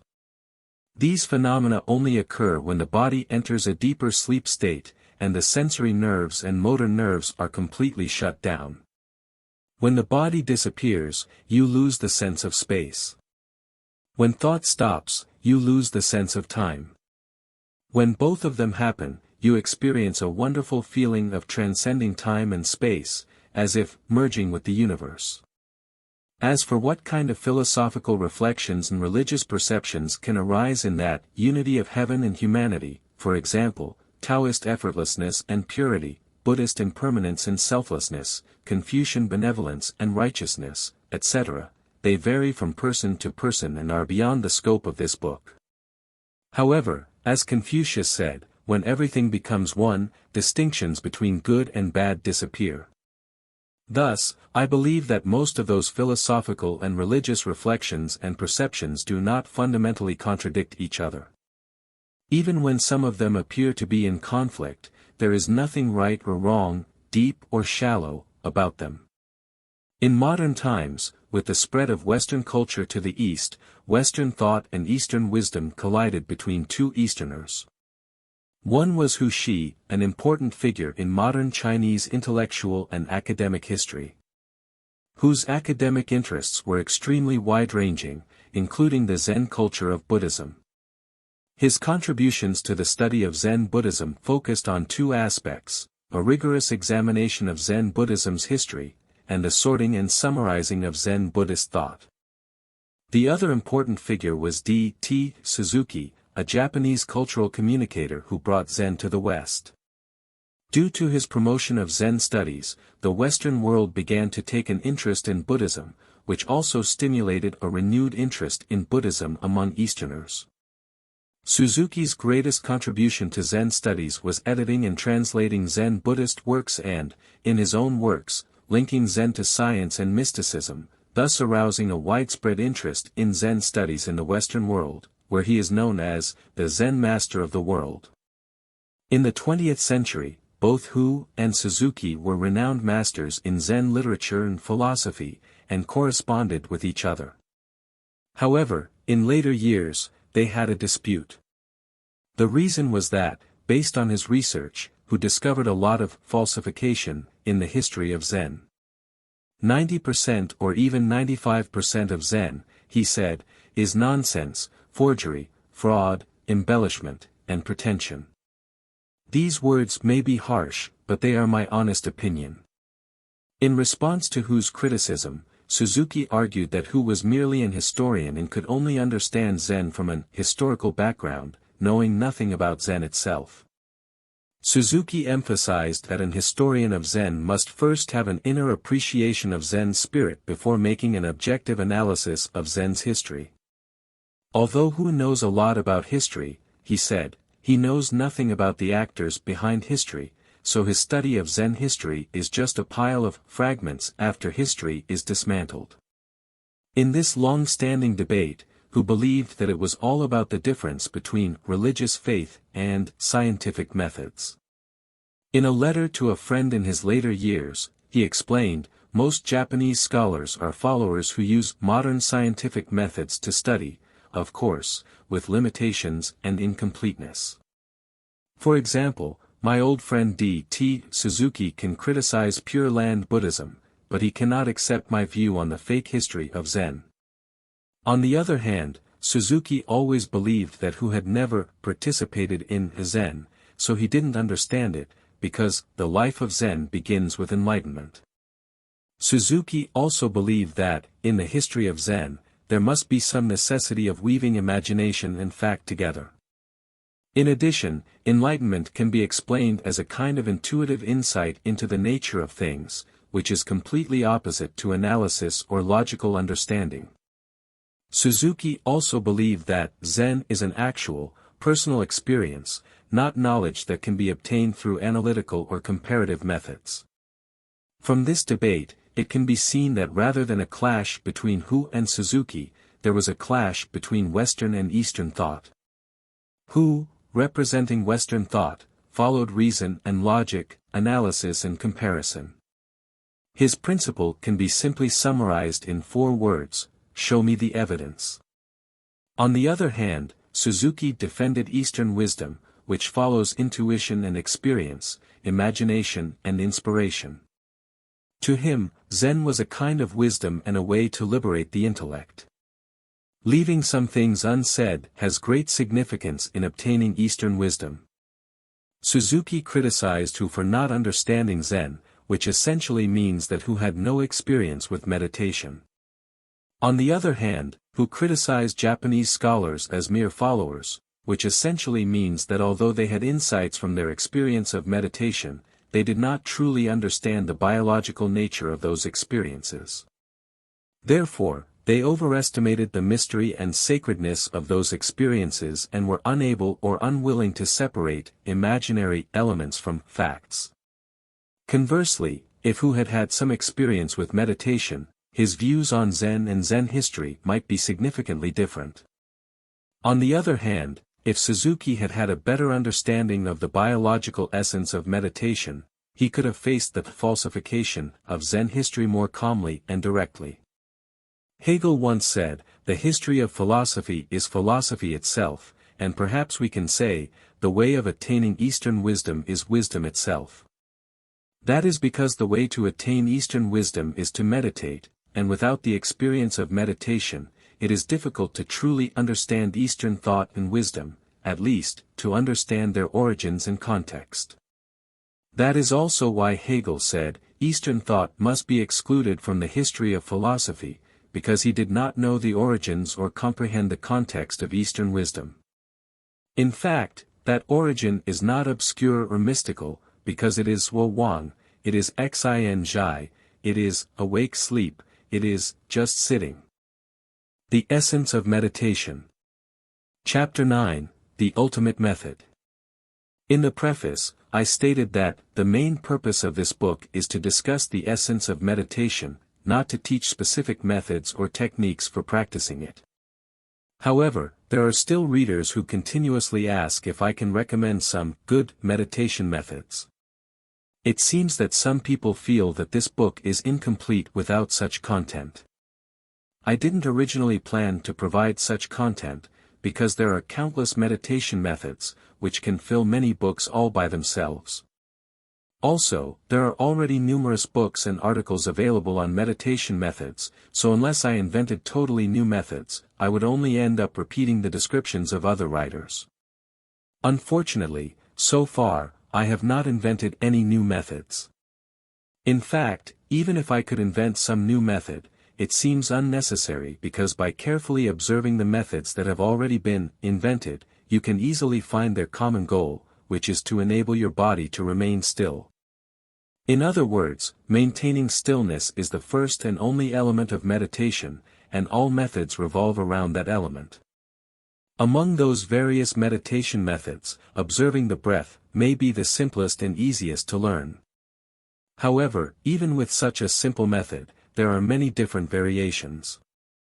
For example, some teachers recommend observing the flow of air in and out of the nostrils, some others recommend observing the movement of the air up and down the respiratory tract, and still others recommend observing the rise and fall of the abdomen with each breath. It seems that the focal point of the observation is not particularly important for observing the breath. I can even boldly guess that the observation itself is optional. In other words, whether you observe your breath or not is not the ultimate goal, which is nothing more than to keep your body still. So, why do we have so many methods? The reason is that if you tell people that meditation is just about doing nothing, and all they need to do is keep their bodies still, you will be considered a fraud, crazy, or foolish. After all, most people believe that any significant achievement can only be gained through considerable effort, and there is nothing in this world that can be achieved by doing nothing. Moreover, even if people believe in you, how long can they sit quietly and do nothing? You still have to tell them to do something while sitting there. Therefore, the more complex and profound the method, the more people it will attract. From that point of view, although those methods are not the ultimate methods, they are practical and indispensable, convenient methods, for the general public. Understanding the ultimate method of meditation, which is to keep the body still, as well as the various, convenient methods, derived from it, can resolve much confusion about meditation methods, making everything clear. For example, a common question asked by beginners is whether or not they should empty their minds during meditation and not think about anything. The answer is no, because whether you think or not, intensely or randomly, has no effect on keeping your body still. Your unconscious brain activates the sleep mode of the body only when it detects no movement of the skeletal muscles, regardless of whether your conscious brain is still awake and thinking. In fact, as the body falls deeper and deeper into sleep, you will have fewer and fewer thoughts, and you will eventually reach a state where there are no thoughts at all. But that is the automatic result of meditation, not its intended goal, so don't get them confused. In fact, there are many examples of this kind of reverse causality in practicing meditation. For example, pranayama, or breath control, is the yogic practice that is achieved by adjusting the speed, length, and interval of breathing to make the breath more even, with the meditator eventually reaching a state where the breath almost stops. In addition, a belly breathing technique, which involves moving the diaphragm up and down between the chest and abdomen to reduce chest movement, is often used in conjunction with pranayama. Actually, those changes in breathing are all automatic results of reaching a certain depth of meditation, and there is no need to practice them in advance. Such practices can often be a distraction for beginners. If the practices are forced on them, they may cause more and more chaos, until the beginners reach a point where they can't breathe smoothly at all and must start all over again. In the East, many people believe that meditation is about eliminating distracting thoughts and being focused, so they emphasize focus, focus, focus. However, too much focus can actually make you tense and exhausted. In the West, many people meditate to find peace and relaxation, so they emphasize relax, relax, relax. But when you can't find the feeling of relaxation, anxiety and restlessness can arise. In fact, both focus and relaxation are the automatic results of meditation, not its intended goals. Also, mindfulness, being present, living in the moment, and so on, are all the automatic results of meditation. That is because, in the highest stage of meditation, your thinking stops, and you naturally don't recall the past or imagine the future. At that moment, your consciousness is crystal clear, and your attention is fully focused on all the sensations and feelings inside. You are truly living in the present moment. In addition, many concepts created through the imagination, such as chi, dantian, chakras, meridians, and so on, have emerged among the various meditation methods. From a scientific perspective, most of these concepts can be classified as nonsense, because modern medicine has confirmed that they do not exist. However, for those meditators who experience those concepts in meditation, they must believe, like D.T. Suzuki, that there is a necessity of weaving imagination and fact together. Nevertheless, imagination is sometimes necessary because it can help us to achieve better results with less effort. For example, anyone who has studied geometry knows that imaginary auxiliary lines are often used to prove geometric theorems. In the realm of meditation, those imagined concepts are just like the auxiliary lines in geometry, used simply to help us find the truth easily. It is worth noting that in geometric proofs, when you add those auxiliary lines, you must use dashed lines to distinguish them from the solid lines that actually exist. Similarly, you should adopt the same attitude toward those imagined concepts that are created for the sake of certain convenient methods for meditating. If you are unwilling or unable to distinguish between imaginary and real concepts or even believe in more mystical illusions, such as divine vision, past lives, reincarnation, and various supernatural powers, or paranormal abilities, that can lead to embellishment and pretension at best, and forgery or fraud at worst. To quote Dr. Hushi, these words may be harsh, but they are my honest opinion. As you may already know, the fundamental reason for the emergence of these fantasies and illusions in meditation is merely the result of changes in the human nervous system that occur when the body sleeps. I have already discussed that extensively in the previous chapters, so I won't repeat that discussion here. It is said that during the decades in which Buddha spread his teachings, he preached a total of 84,000 Dharma methods to benefit every individual, in order to remedy the 84,000 different afflictions. As for meditation methods, even if there are not nearly so many, there are enough for all meditators to find the most suitable method for them through continuous experimentation. Any method that can keep them sitting or keep their bodies still is good and worth trying, because keeping the body still is the most crucial element of meditation. And since keeping still is really doing nothing, the ultimate method of meditation is also doing nothing. Vladimir Horowitz, who was born in Kiev, Ukraine, won 25 Grammy Awards in his lifetime and is considered one of the greatest pianists in history. He was known for his superb technique, tone, and performance effects. Horowitz often said, "Playing the piano is the easiest thing in the world." Although that may just be the humor of a master, I still want to express my disagreement. I don't play the piano and don't know how easy or difficult it is to play, but I know for sure that what Horowitz said is definitely wrong because meditation is the easiest thing in the world. I am not saying that because I call myself a meditation master, but because I cannot think of anything easier in the world than doing nothing. Ask yourself if there is anything in the world that is easier than that. If not, what are you waiting for?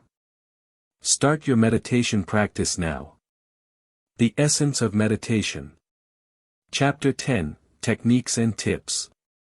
In the previous chapter, I pointed out that the ultimate method of meditation is to maintain the stillness of the body, and all other methods are convenient methods that revolve around the ultimate method.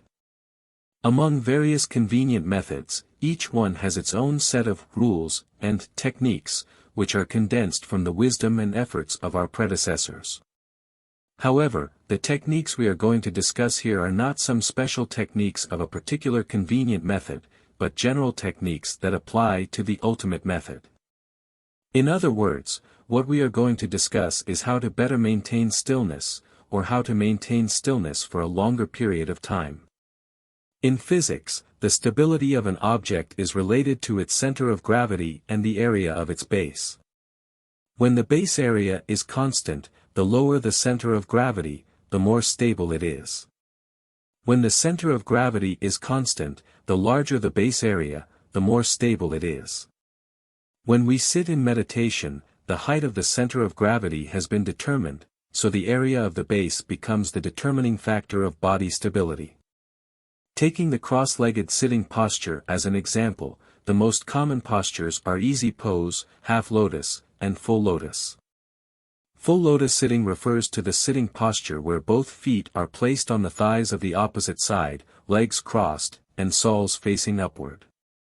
When you sit in the full lotus position, your legs are crossed and pressed together, which forms a very stable structure that is unlikely to wobble. Moreover, both of your knees are fully supported on the ground, and if you connect the points where the two knees and the hips touch the ground, you form a base that is close to an equilateral triangle. When you sit in the easy pose, both your feet are on the ground, while both your knees are suspended in the air.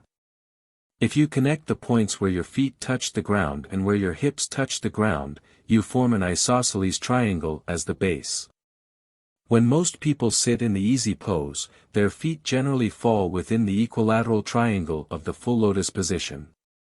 Therefore, the base of the isosceles triangle formed by the easy pose naturally falls entirely within the equilateral triangle formed by the full lotus position. In half lotus sitting, you place the top of one foot against the opposite thigh, while the other foot is on the ground. In other words, one foot and one knee are touching the ground.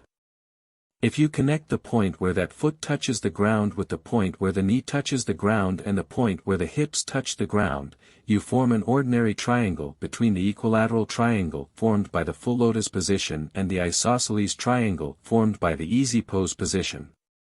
It can be seen that the base area of the full lotus position is the largest, the base area of the easy pose position is the smallest, and the base area of the half lotus position is in between. In other words, the full lotus position is the most stable, followed by the half lotus position, while the easy pose position is the least stable. However, both the full lotus and the half lotus positions require high flexibility and are not suitable for everyone.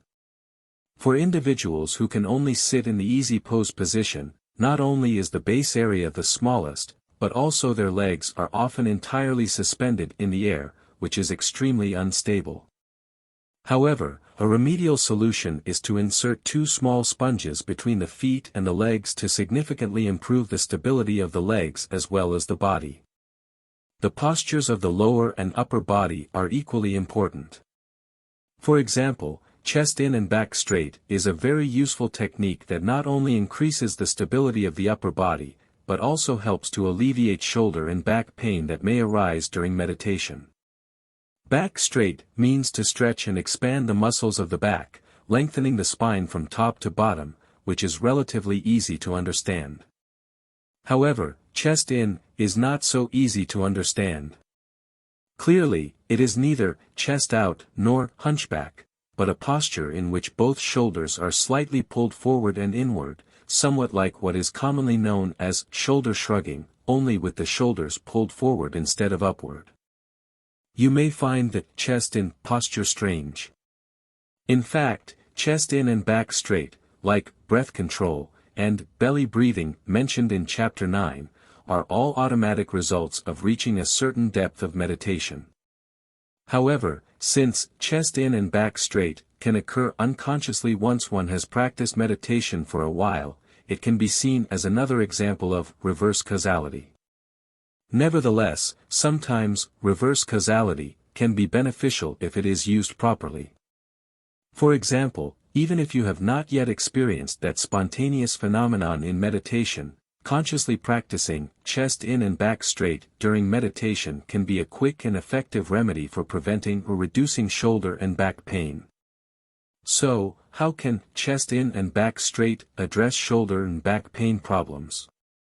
The reason is that it is the most relaxed posture for your upper body. In fact, it is very similar to the curled-up position you adopt when you sleep. That is why most people prefer to sleep on their side, rather than lying on their back for most of the night. That is also why most of the ancient lying meditation methods were performed in the side-lying position, rather than on the back. In addition, when you sit in meditation, you usually cross your hands and place them in front of your lower abdomen or on your legs or knees, instead of on both sides of your body.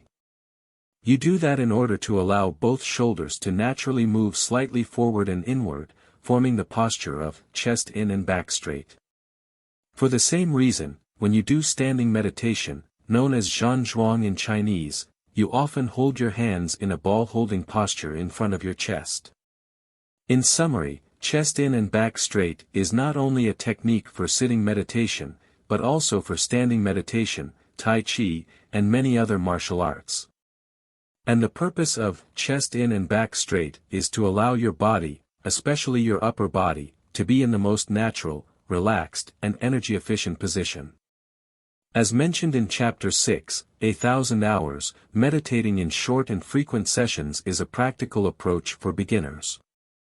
However, for those who have already meditated for hundreds of hours, gradually extending the duration of each meditation session is key to improving meditation efficiency. That is because each time you meditate, you need to go through a warm-up period before entering a deeper state. The length of that warm-up period may vary for each person as he or she progresses through the different levels of meditation. To accurately measure your exact warm-up time, you can use the sleep monitoring function of a smartwatch or smart bracelet.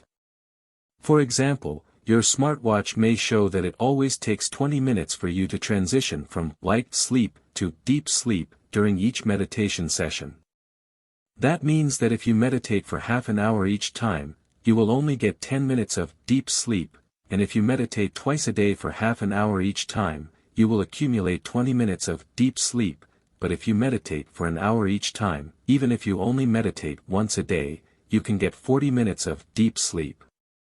In other words, spending the same amount of time, an hour of continuous meditation can get twice as much deep sleep as 2 separate half hours of meditation. Many studies have shown that the benefits of deep sleep far outweigh those of light sleep, which is the secret to improving the efficiency of meditation by extending the meditation time of each session. So, is it better to meditate for as long as you can in each session? The answer is no, because maintaining any posture for an extended period of time can potentially harm your body. Taking the difficult full lotus position as an example, the position puts destructive pressure on the hip joints due to the outward rotation of those joints. Furthermore, the knee joint is twisted to an extreme degree, causing the patella to be squeezed to its limit, and the blood vessels that supply the knee joint are compressed, cutting off the blood supply. Additionally, the tibia is rotated, which forcefully rotates the knee joint, causing destructive pressure on it. Moreover, when you place your feet on your legs in the lotus position, you are rotating and squeezing your ankle joints and feet, which may injure them. Also, the pressure on the leg muscles and blood vessels in the lotus position hinders blood circulation, reducing or even blocking the blood supply to the leg joints and muscles. Compared to the full lotus position, the half lotus and the easy pose positions exert much less pressure on your body. However, even the seemingly harmless easy pose position can still cause a certain degree of twisting in the knee joint. As a matter of fact, it is not advisable to maintain for long periods of time any posture that puts excessive pressure on the muscles, blood vessels, bones, or joints. So, how do you meditate for long periods of time without harming yourself? The answer is that you should constantly try different methods and postures. In addition to sitting meditation, you can also meditate while standing, lying down, or kneeling. And you don't have to sit on the ground, you could sit more comfortably in a chair or on a couch. The ultimate goal of trying different methods is to fully integrate meditation into your daily life, meditating at any time, in any place, and in any posture. Perhaps you may think that meditating at any time, in any place, or in any posture is impossible. However, if you truly understand the essence of meditation, which is to keep the mind awake while allowing the body to sleep, and the way to let the body sleep is to keep it still, you know that it is not a mission impossible at all. In fact, as explained in Chapter 7, even uniform linear motion or slow non-uniform motion can also be meditation, which can lead your mind to a peaceful and stable state. Actually, that is the ultimate goal of meditation, because meditation is not about pursuing fantastic feelings or even the so-called unity of heaven and humanity, but about allowing your mind to always stay calm in beautiful and eternal moments. Finally, let us end with a joke. Once there were two smokers who were attending a meditation course with a master, and they both wanted to know if they could smoke during meditation. One of the smokers approached the master and respectfully asked, "Master, can I smoke while I meditate?" The master replied, "Of course not. Meditation requires focus. You cannot be distracted." When that smoker told the other smoker about the master's answer, the second smoker was not happy and came up with an idea. The next day, he went to the master and respectfully asked, "Master, can I meditate while I smoke?" The master replied, "Of course, if you can practice meditation even when you are smoking, that is wonderful." The Essence of Meditation. Chapter 11. Human Hibernation. At the beginning of this book, I proposed a bold hypothesis, that the biological nature of meditation is to keep the mind awake, while letting the body fall asleep. In other words, meditation is sleep. It is awake sleep. It is sleeping with consciousness. With that in mind, it is not difficult to understand that all of those fantastical sensations that arise during meditation are just due to the changes in the body after it falls asleep. I have already spent a great deal of time explaining that in the previous chapters, so I will not repeat it here. However, some readers still have objections. For example, although both meditation and sleep can lower the heart rate and slow down breathing, it seems that in meditation, the heart and breathing rates are even lower than those during normal sleep. Furthermore, there are legends about some Buddhist monks who can almost completely stop their heartbeats and breathing after they have reached the deepest levels of meditation. How is that possible? To uncover that mystery, we need to start with the hibernation of animals.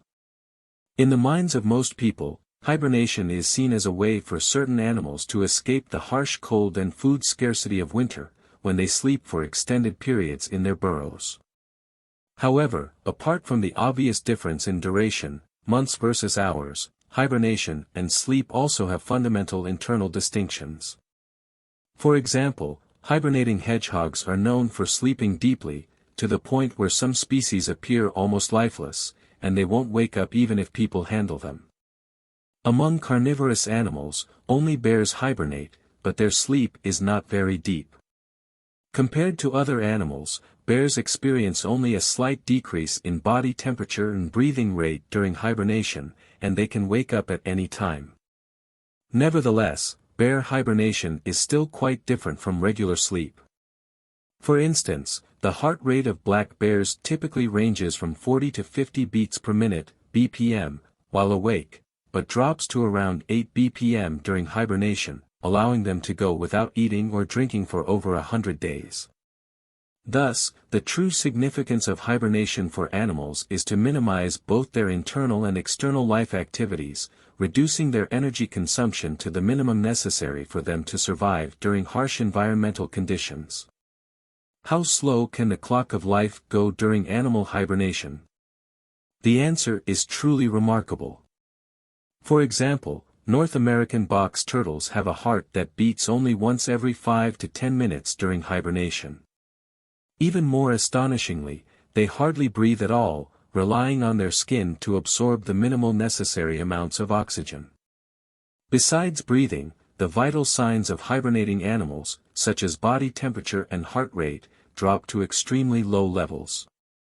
Their metabolic rate becomes incredibly slow, almost reaching the thresholds of shock and death. That fundamental difference from sleep sets hibernation apart.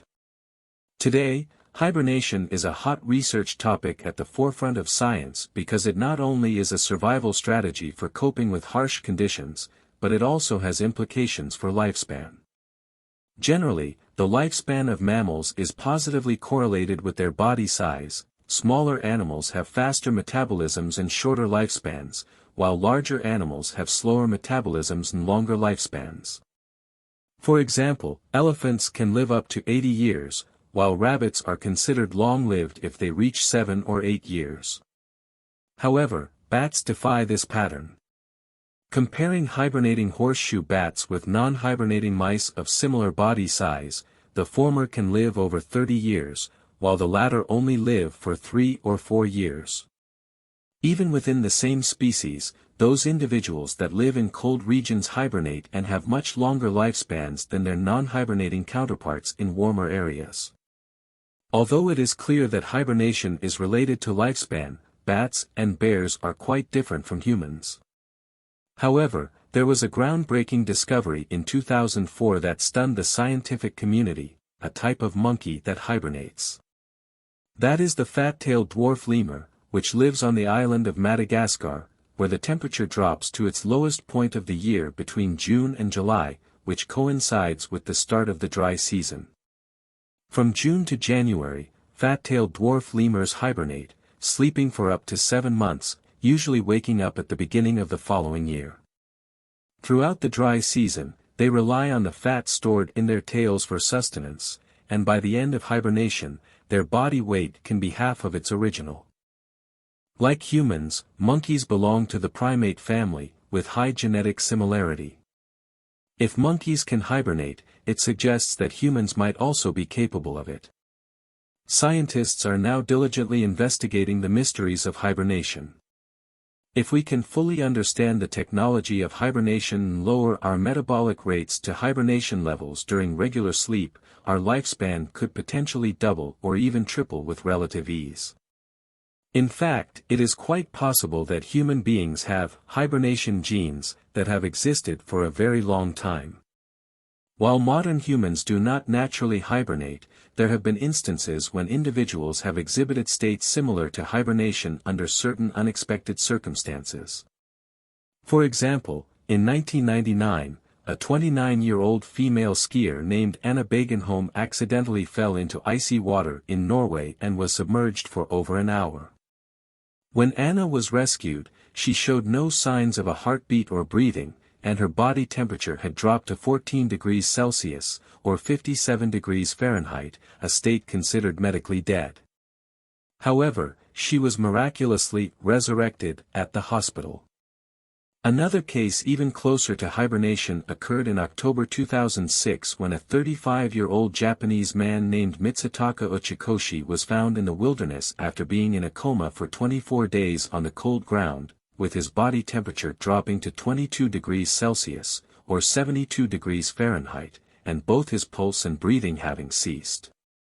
However, he astonishingly regained consciousness after being transported to the hospital, and no brain damage was detected after his recovery. While these cases cannot prove that human beings possess the ability to hibernate, they do suggest that humans might have this potential. Some scientists even believe that all mammals may have this potential, but gradually forgot this ability over the course of long evolutionary periods. Indeed, humans can be induced into a state similar to hibernation through a technique known as therapeutic hypothermia, or targeted temperature management. This technique has critical applications in treating medical emergencies such as cardiac arrest and brain injury. Cardiac arrest, which occurs when the heart suddenly stops beating, has a high mortality rate. Even if the person survives, just a few minutes of severe brain ischemia, lack of blood flow, usually leads to irreversible brain damage. However, by promptly inducing patients into an artificial hibernation-like state, it is possible to slow down the injury and buy time for further treatment. Clinical practice has demonstrated that this method can increase the survival rate of emergency patients and reduce the risk of neurological damage. In 2013, this technique was even applied to treat the brain injury of the renowned Formula One driver Michael Schumacher. The technology of inducing artificial hibernation not only has life-saving potential, but also could shape and extend the future of humanity. In many science fiction books and films, astronauts are placed in hibernation to prolong their lifespan during years-long interstellar journeys, which reduces resource consumption and spacecraft load, and, more importantly, allows the astronauts to arrive at their destination at a still relatively young age. Currently, the National Aeronautics and Space Administration, NASA, and the European Space Agency, ESA, are both researching space-applicable hibernation techniques for crewed missions to Mars and future interstellar colonization. However, this form of human hibernation is still in the experimental stages and has not gained universal acceptance in the scientific community. Many scientists believe that it contradicts the laws of physics, chemistry, and biology. Moreover, many countries either prohibit or restrict the use of human cryonics, and even where it is allowed, it is typically limited to bodies that have been declared medically dead. While we can understand that people facing terminal illnesses might view cryonics as a last-ditch effort to extend life, there are still many challenges associated with this technology. For instance, the high-concentration cryoprotectants used in tissue preservation can poison cells, despite preserving tissue integrity. Also, there are potential risks and unknowns associated with the thawing process in cryonics, and the reconstruction of the human body is a monumental undertaking that would require nanomedical technologies operating at the molecular level. Moreover, the fundamental question remains whether memory and consciousness can be repaired solely by restoring neural structures. Even if a neural structure is well preserved, it remains a mystery whether memory and consciousness can be restored solely by neural reconstruction. Therefore, while cryonics is an intriguing concept, it still faces significant scientific and practical challenges. So, is there a safer and more reliable way to induce a hibernation-like state in humans? The answer is yes, and that method is meditation. In meditation, you maintain stillness in your body so that its built-in sensors cannot detect any muscle movement. With enough time and practice, your brain, or more accurately, your unconscious brain, mistakenly believes that you have fallen asleep. Then it will gradually shut down both your motor and sensory nerves, inhibiting your sympathetic nerves while stimulating your parasympathetic nerves. That ultimately leads your body into a completely relaxed state of sleep. At that point, if you continue to maintain your stillness, your unconscious brain will mistakenly believe that you have entered an even more extreme dormant state. Then it will activate the hibernation genes that have been dormant for millions of years. That process further lowers vital signs such as respiration, body temperature, heart rate, and metabolic rate to extremely low levels, even approaching a state of shock or death. With this in mind, you will understand that the legend of Buddha, who continually meditated under a Bodhi tree for 7 days and 7 nights before achieving enlightenment and entering nirvana, is not beyond the realm of possibility. You will also understand the miraculous rescue of 12 members of a youth soccer team and their coach in a cave in Thailand in 2018. After being trapped by floodwaters, they reduced their energy consumption by meditating, and were successfully rescued after more than 2 weeks of being stranded in dire conditions. Moreover, if one of the prerequisites for future interstellar migration is requiring applicants to learn meditation, it should not come as a surprise. Thus, we can redefine the biological nature of meditation as keeping the mind awake while allowing the body to fall asleep, or even enter a hibernation-like state. The Essence of Meditation. Chapter 12. The Science of Meditation. When I first began compiling my articles on meditation into a book, I decided to name it The Essence of Meditation. That was because the main purpose of this book is to discuss the biological essence of meditation, which is exactly what I am attempting to uncover here. However, when I shared the initial draft of the book with some readers, I received a response from Dr. Stephen Sloman, a psychology professor at Brown University, who said, "I enjoyed your book. It's a very interesting perspective on meditation. It feels nicely scientific and concrete. However, I don't like the title of the book because I'm not much of a believer in essences. Since most of the claims you make in the book are hypotheses and theories, rather than facts, why not call your book The Science of Meditation?" I believe that most readers would find themselves somewhat puzzled by this comment.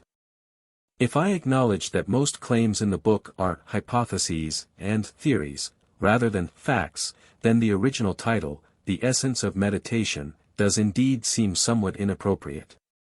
But even if I were to consider a title change, would a new title such as the Hypotheses of Meditation or the Theories of Meditation be more appropriate than the Science of Meditation? That is because, for most people, science is synonymous with facts and truth. In everyday life, we often hear people say, "That's not scientific," by which they mean that something is incorrect. However, that might actually be one of our biggest misunderstandings about science. Karl Popper, hailed as one of the greatest philosophers of the 20th century, argued that scientific theories or propositions cannot be proven true, but can only be falsified. He further pointed out that only theories or propositions that can be falsified are scientific, while those that cannot be falsified are non-scientific. In other words, the criterion for distinguishing between science and non-science is falsifiability. One classic example of Popper's argument is the white swan hypothesis. Before the discovery of black swans, although people had only seen white swans, they could not confirm the hypothesis that all swans are white. However, that did not prevent that proposition from being a scientific hypothesis, because the discovery of a swan of any different color would easily falsify that hypothesis. Of course, after the discovery of black swans, one could propose a new hypothesis that all swans are either white or black. Similarly, until swans of colors other than white and black are found, that new hypothesis would be scientific. However, statements like, "There are golden swans in the world," are considered non-scientific because they can never be proved wrong, that is, falsified. Popper's theory can indeed help us to effectively distinguish between science and non-science. It also offers an important insight: science does not equal truth. In other words, something being scientific does not guarantee its correctness, and conversely, something being non-scientific does not necessarily guarantee its incorrectness. For example, if someone dreams of golden swans and firmly believes that there must be golden swans in the world, that does not necessarily make that person wrong, but the belief is non-scientific. As a matter of fact, many human activities are non-scientific, such as religion, art, and philosophy. While those activities cannot be falsified, the way scientific hypotheses can, they also cannot be labeled as wrong. For instance, people would not say that Leonardo da Vinci's Mona Lisa is wrong just because it's a work of art and not a scientific fact. To determine whether the hypotheses and theories presented in this book are scientific or non-scientific, let's apply Popper's criterion to them. The first, most important, and boldest hypothesis that I propose in this book is that the biological nature of meditation keeps the mind awake, while letting the body fall asleep. In other words, meditation is sleep. It is awake sleep. It is sleeping with consciousness. To confirm that meditation is sleep, we would need to measure all known physical variables in the body, such as heart rate, and all known chemical variables in the body, such as hormone secretion levels, and compare their changes during meditation and sleep to see if they align. Even if one could find that all these known variables have matching values in meditation and sleep, one still could not conclusively state that meditation is the same as sleep. That is because the human body is a supercomplex system with an enormous number of physical and chemical variables, with new variables constantly emerging as science progresses. In other words, one can never be certain that one has comprehensively identified and validated all physiological variables in the human body. If it is impossible to prove that meditation is sleep, it is relatively easy to falsify that hypothesis. If any physical or chemical variable in the body behaves differently during meditation than during sleep, one can conclude that meditation is not the same as sleep. For example, as mentioned in the previous chapter, human hibernation, while both meditation and sleep can lower heart rate and slow breathing, the heart rate and breathing rate during extremely deep meditation can become even lower than during regular sleep. Thus, merely based on the differences in these two variables, one can easily refute the hypothesis that meditation is the same as sleep. That is precisely why, in the previous chapter, I redefined the biological nature of meditation as keeping the mind awake while allowing the body to fall asleep, or even enter a hibernation-like state. Another important theory presented in this book is that the specific method for achieving meditation is to maintain stillness in the body, so that the body's built-in sensors cannot detect any muscle movement. With enough time and practice, one's brain, or more accurately, one's unconscious brain, mistakenly believing that one has fallen asleep, will gradually shut down both one's motor and sensory nerves, inhibiting the sympathetic nerves while stimulating the parasympathetic nerves. That ultimately leads one's body into a completely relaxed state of sleep. However, that theory could easily be falsified if any method were discovered that allows meditation through movement instead of stillness. In fact, in the chapter entitled Stillness and Movement, I used the example of walking meditation to falsify the earlier theory that the only way to achieve meditation is to maintain stillness in the body. Instead, I proposed a modified version of that theory, which suggests that the sensors in the body, like the sensors in smartwatches, are actually acceleration sensors, which measure change of speed, not velocity sensors, which only measure speed. That is to say, stillness and uniform linear motion are the same for those sensors, because their acceleration is zero. That explains why uniform linear motion, like walking meditation, and stillness have the same effect, since one's unconscious brain mistakenly thinks that one is asleep because it cannot detect any acceleration of one's muscles and thus lets one's body go into a sleep state. Furthermore, the new theory that human sensors measure acceleration rather than velocity also suggests that the sensors in the human body are not highly sensitive. That means that so long as the acceleration of body movements is kept within a small range, even nonlinear or non-uniform linear movements may cause one's unconscious brain to mistakenly assume that one is asleep, because it cannot detect sufficient acceleration.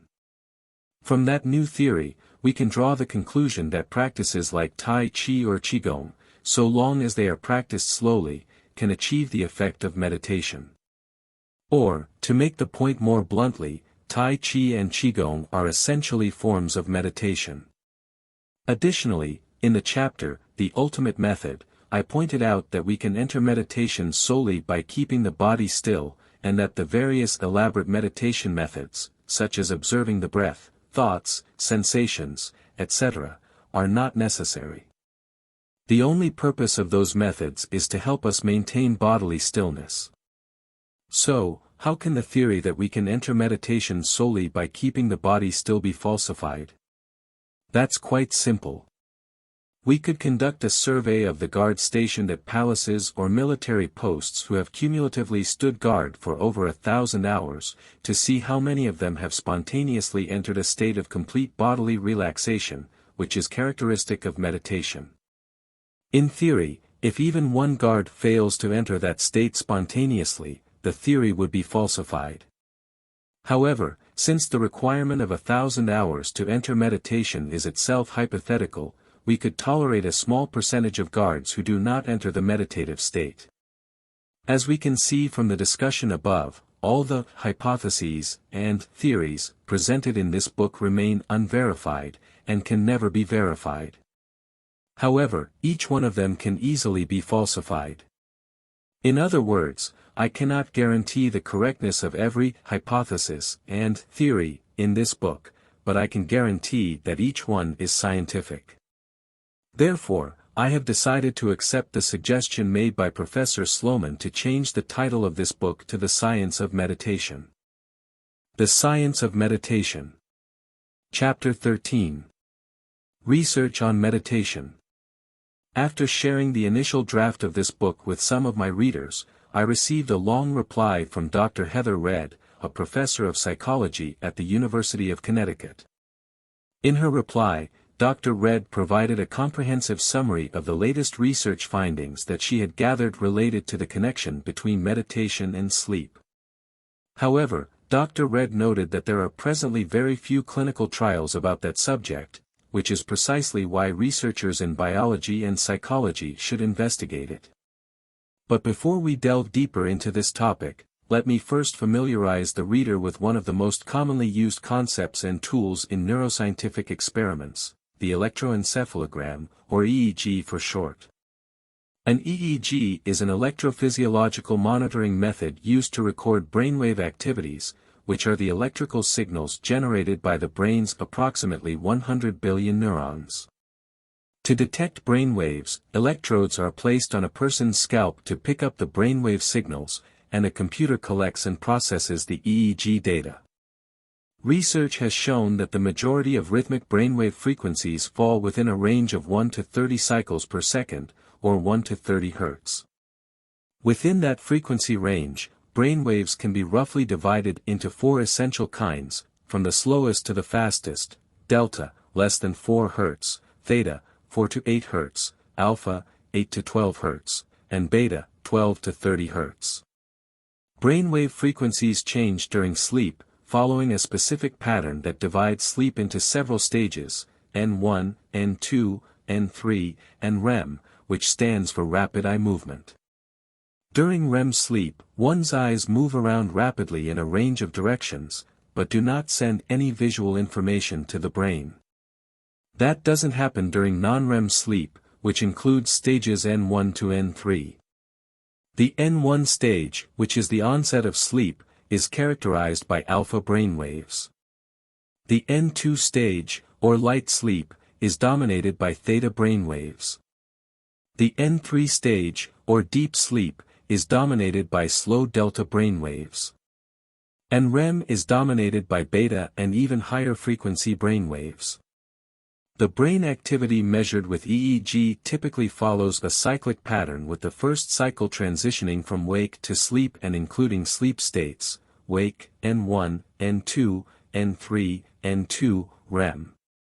Following the first bout of REM, there are multiple cycles that include N2, N3, N2, REM throughout the night until one wakes.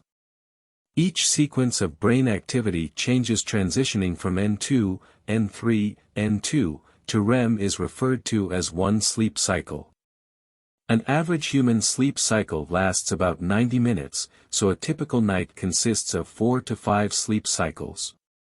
Notably, during N3 or deep sleep, it is harder to wake people up if they are in this phase. Muscle tone, pulse, and breathing rate decrease during N3 sleep as the body relaxes even further. The brain activity during this period has the slowest delta waves. For that reason, N3 may also be called delta sleep, or slow-wave sleep. Scientists believe that this stage is critical to restorative sleep, allowing for bodily recovery and growth. It may also bolster the immune system and other key bodily processes.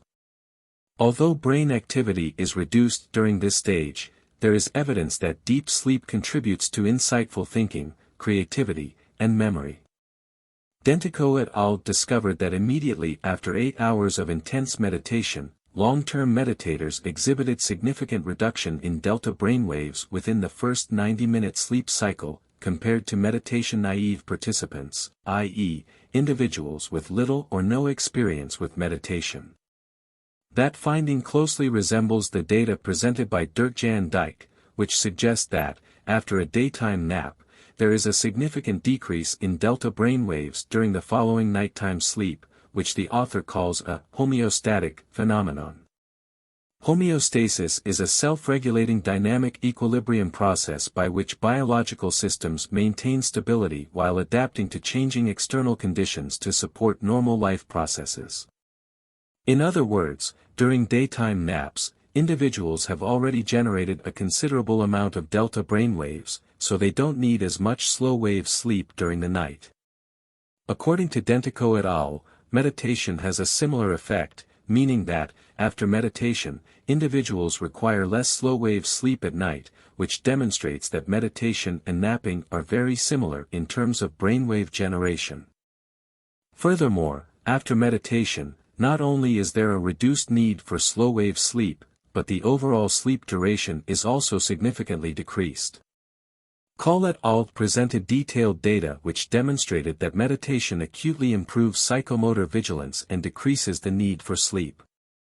That finding is strikingly similar to the data presented by Dyke, which demonstrated that, after a daytime nap, slow-wave sleep and overall sleep duration both decrease, which the author explains as homeostasis, as discussed earlier. Dentico et al. Discovered that the brainwave activity of both long-term meditators and meditation-naive participants during meditation was not dependent on whether their eyes were open or closed during meditation. Nor did their brainwave activity correlate with the specific meditation techniques they used. These results align with many viewpoints already presented in this book. For example, in Chapter 9, The Ultimate Method, I pointed out that one can enter meditation solely by keeping the body still, and that the various elaborate meditation methods, such as observing one's breath, are unnecessary. The only purpose of those methods is to help meditators to maintain bodily stillness, which will eventually trick their unconscious brains into believing that they have fallen asleep. In Chapter 5, Sleep Ability, I also pointed out that whether one's eyes should be open or closed during meditation, or half open and half closed, is her or his call, but makes no difference. Although the studies discussed so far have revealed some physiological similarities between meditation and sleep, there are also clear differences between them. One distinction is that individuals can meditate while lying down, sitting, standing, or even moving, whereas people usually sleep only in a lying down position. Of course, the most significant difference is that during meditation they maintain consciousness, whereas during sleep they lose consciousness. However, there are specific situations, known as lucid dreaming, in which individuals can be aware of their dreams while they are dreaming. But lucid dreaming should not be confused with daydreaming, during which individuals enter a fantasy world while awake, whereas lucid dreaming occurs when individuals maintain awareness while asleep. During lucid dreaming, individuals have the ability to think and remember as they would when awake. Some individuals can even make their dream experiences feel as real as waking life, but still remain aware that they are dreaming. Baird, Tononi, and LaBerge discovered that lucid dreaming occurs during REM sleep, and is not simply a mixture of sleep and wakefulness. Thus, meditation and lucid dreams work in opposite ways. During lucid dreams, individuals are initially asleep, both in body and mind, as they dream, but then wake up consciously during their dreams, while their bodies are still sleeping.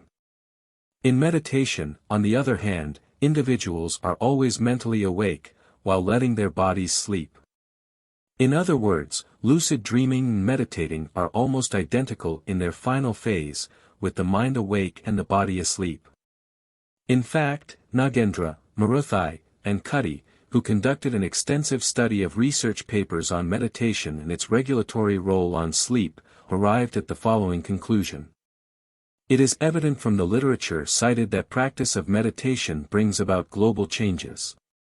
Many of these alterations in physiological functions have great similarities to the changes that are happening during sleep.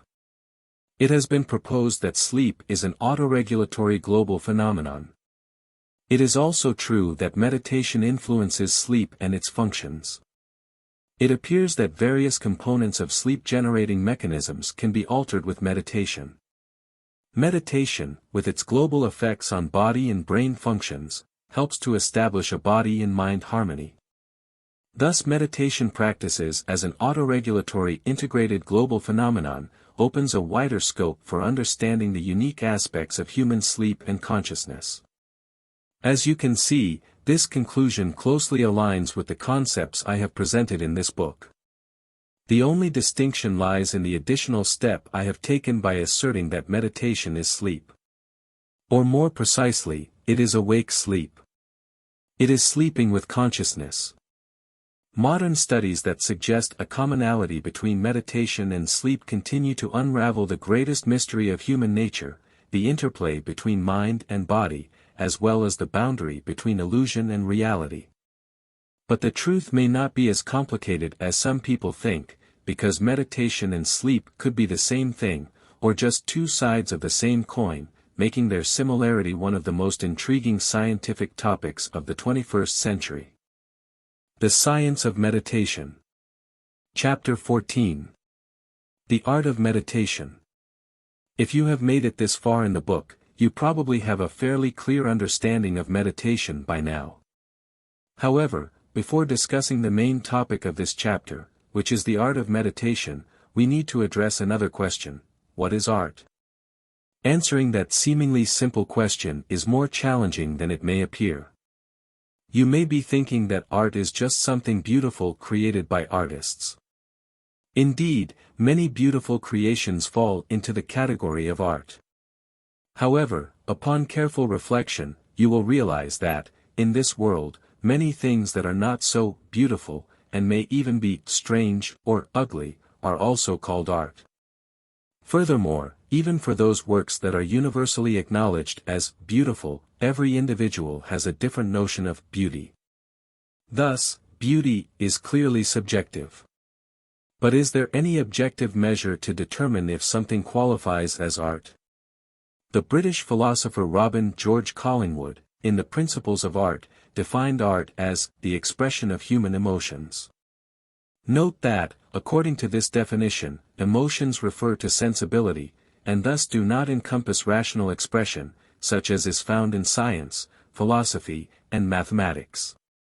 For instance, Einstein's equation, E equals mc squared, like many great artistic masterpieces, possesses a profound and elegant simplicity, but we categorize it as a scientific theory, rather than as a work of art.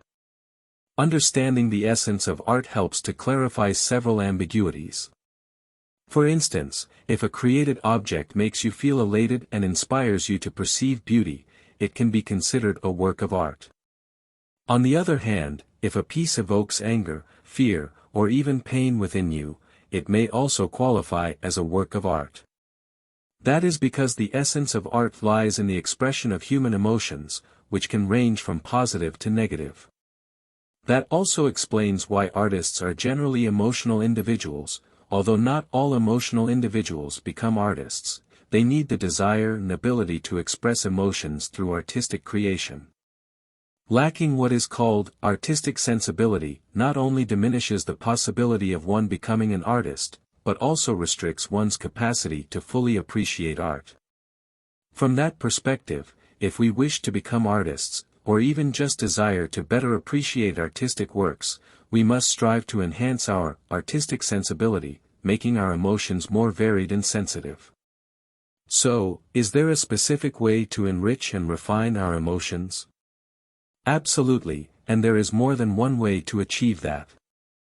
For instance, delving into the context behind artistic works, understanding artists' intentions, and cultivating empathy for them as human beings can heighten and deepen our emotional connection, both to them and to their art. Moreover, if we vary our personal experiences, that will expose us to life's myriad flavors, thereby enabling us to experience emotions we never felt before. That in turn can facilitate a deeper connection in us with specific art forms or pieces. However, as noted earlier, emotions span a wide spectrum, from positive to negative, and may even extend to deeply distressing sentiments. The intriguing news is that there is a unique method that significantly enriches our emotions while ensuring that our experiences remain entirely positive, devoid of any negativity. What is even more extraordinary is that this method does not demand social engagement or worldly exposure. It can be effortlessly practiced while one is sitting comfortably at home. Yes, you may have guessed, that method is meditation. As I stated in Chapter 4, Emotion Zones, the essence of meditation lies in maintaining mental consciousness while allowing the body to fall asleep. That creates entirely new emotions while the body is in a sleep state. As for what those new emotions feel like, there is no one word to describe them. In fact, they have been referred to by various people with the words calmness, serenity, freedom, compassion, fraternity, and even emptiness. In Chapter 8, Wisdom of the East, I stated that Eastern wisdom comes from meditation. Or, more accurately, Eastern wisdom stems from a deep contemplation about humanity and the entire universe that emerges from the new emotional states that the meditators have never experienced before. As you can see, Eastern wisdom combines both intellect and emotion. It is a blend of philosophy and art, a perfect fusion of rationality and sensitivity. In reality, aside from purely rational expressions, such as Einstein's theory of relativity, and purely emotional expressions, such as Van Gogh's sunflowers, most creations in human history have tended to be a fusion of both. For instance, the ornate carvings on a wooden bowl made 10,000 years ago represent a blend of functionality and artistic expression. Likewise, while the internal chips and software within an iPhone represent the rational ingenuity of scientists and engineers at Apple, the phone's elegant design and user-friendly interface mainly reflect the personal emotional expression of Steve Jobs. Clearly, from the ornate wooden bowls of ancient civilizations to Steve Jobs' revolutionary iPhone, human beings have continuously blended rationality and artistic expression. Meditation not only leads to the acquisition of Eastern wisdom, but also has sparked the creation of many distinctive Eastern arts. For instance, Japanese gardens are created in accordance with Shinto and Buddhist philosophies that emphasize harmony between nature and humanity. Typically, those gardens display simple, asymmetrical layouts, dominated by carefully pruned evergreen trees. Japanese gardens incorporate bridges, rocks, stepping stones, raked gravel, stone lanterns, and other objects that foster an atmosphere that is conducive to meditation and deep reflection. The rocks, which symbolize mountains, and the meticulously raked gravel, which symbolize water, serve as aids for meditation among Japanese monks. Hence, Japanese gardens barely use any flowering plants, relying instead on static elements that are believed to induce a sense of tranquility. Even for someone who lacks experience with meditation, being in such an environment may calm the mind, although that could be the limit of that individual's perception. Conversely, the more experience one has with meditation, the more profound and colorful one's understanding becomes. Another example of an Eastern art is the Japanese tea ceremony, a tradition developed by Japanese monks who returned from studying in Tang, China, 618 to 907 AD, from which they brought back and combined the concepts of Zen and tea. The Japanese tea ceremony elevates daily life activities to a spiritual level. The core spirit of the ceremony can be summarized in 4 words, Wakasei Jaku. Wa signifies harmony between human beings and nature. K denotes mutual respect between the host and the guest, which extends to reverence for all things. Sei represents the purity of the mind that is achieved during the Zen state. Jaku encompasses tranquility and integration with nature. The tea ceremony involves strict etiquette and procedures, which help people to grasp its spiritual aspects. Apart from the act of drinking tea, the ceremony requires a specific layout for the tea room, which is decorated with relevant calligraphy and paintings. Even the teaware is carefully selected for the ceremony. In Japan, the tea ceremony is known as seido, and the person conducting the ceremony is referred to as the tea master. During the Meiji period, the artist Okakura Kikuzo, 1863–1913, stated in the Book of Tea that, the tea master strove to be something more than the artist, art itself. That statement holds a twofold significance. On the one hand, the tea masters project their inner world, which they feel during meditation, into their every action and gesture, which become the focal point of seido. The tea room, teaware, and even the tea itself serve as props in that performance art. In a sense, the tea masters may be among the earliest practitioners of performance art in the world. On the other hand, as the tea masters have become the art itself, that implies that when the masters die, the artwork vanishes with them, unlike a painting or sculpture that can endure through time. Nowadays, the Japanese meticulously preserve the traditional form of the tea ceremony, precisely because the ancient masters are no longer present. The current tea masters adhere strictly to the rules set by those ancient masters, aiming to recreate the perfect atmosphere from the past. As a result, the tea ceremony has shifted from its creative origins to become a structured ritual centered on intricate procedures. The once cherished spiritual essence of the tea ceremony, which aimed to foster equality among individuals, has also evolved into a practice that creates intentional divisions among people. Sotsu Yanagi, 1889–1961, a renowned Japanese theorist of folk crafts, boldly criticized the modern tea ceremony in his book The Beauty of Everyday Things. Most of the tea masters today, he wrote, in my opinion, lack the true essence and depth expected in the realm of Sado. Yanagi also pointed out that the primary intent of modern tea masters seems centered on showcasing their wealth, which has led tea ceremonies to lose their essence and become mere showcases for elaborate teaware. How can we ensure the preservation of this ancient refined Eastern art, protecting it against losing its essence to mere conventionality? I believe the solution lies in one straightforward and singular practice: meditation. Becoming a true tea master demands extensive and rigorous meditation practice, which is essential for attaining profound Zen experiences. Only after new emotions are experienced in deep meditation do these emotions find their fullest expression through the art form of the tea ceremony. In simpler terms, a tea master must primarily excel in meditation to achieve mastery in the tea ceremony, rather than solely focusing on mastering etiquette. In other words, the essence of the tea ceremony resides in the emotional expression that emerges from profound meditation. That essence extends to other Eastern arts that originated from the tea ceremony, including ikebana, flower arranging, kendo, Japanese swordsmanship, and kodo, the art of appreciating incense, among others. Despite their superficial differences, all these arts fundamentally stem from deep meditation and serve as various forms of emotional expression.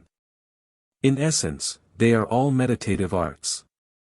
Of course, for most individuals, the aim of meditation is not to become a master in any particular art form, whether the tea ceremony or any other type of artistry. Hence, beyond enhancing our understanding and appreciation of Eastern arts, meditation holds a deeper significance. In Alain de Botton's book Art as Therapy, the author proposes a new way of looking at art, suggesting that it can be useful, relevant, and therapeutic. Through practical examples, he argues that certain great works of art provide clues for how to manage the tensions and confusions of modern life. His chapters on love, nature, money, and politics show how art can help with many common difficulties, from forging healthy human relationships to coming to terms with mortality. In essence, the author views art's primary role as therapeutic for the human soul. That explicitly resonates with the profound importance of meditation for humanity. Furthermore, through meditation, we surpass any individual art form.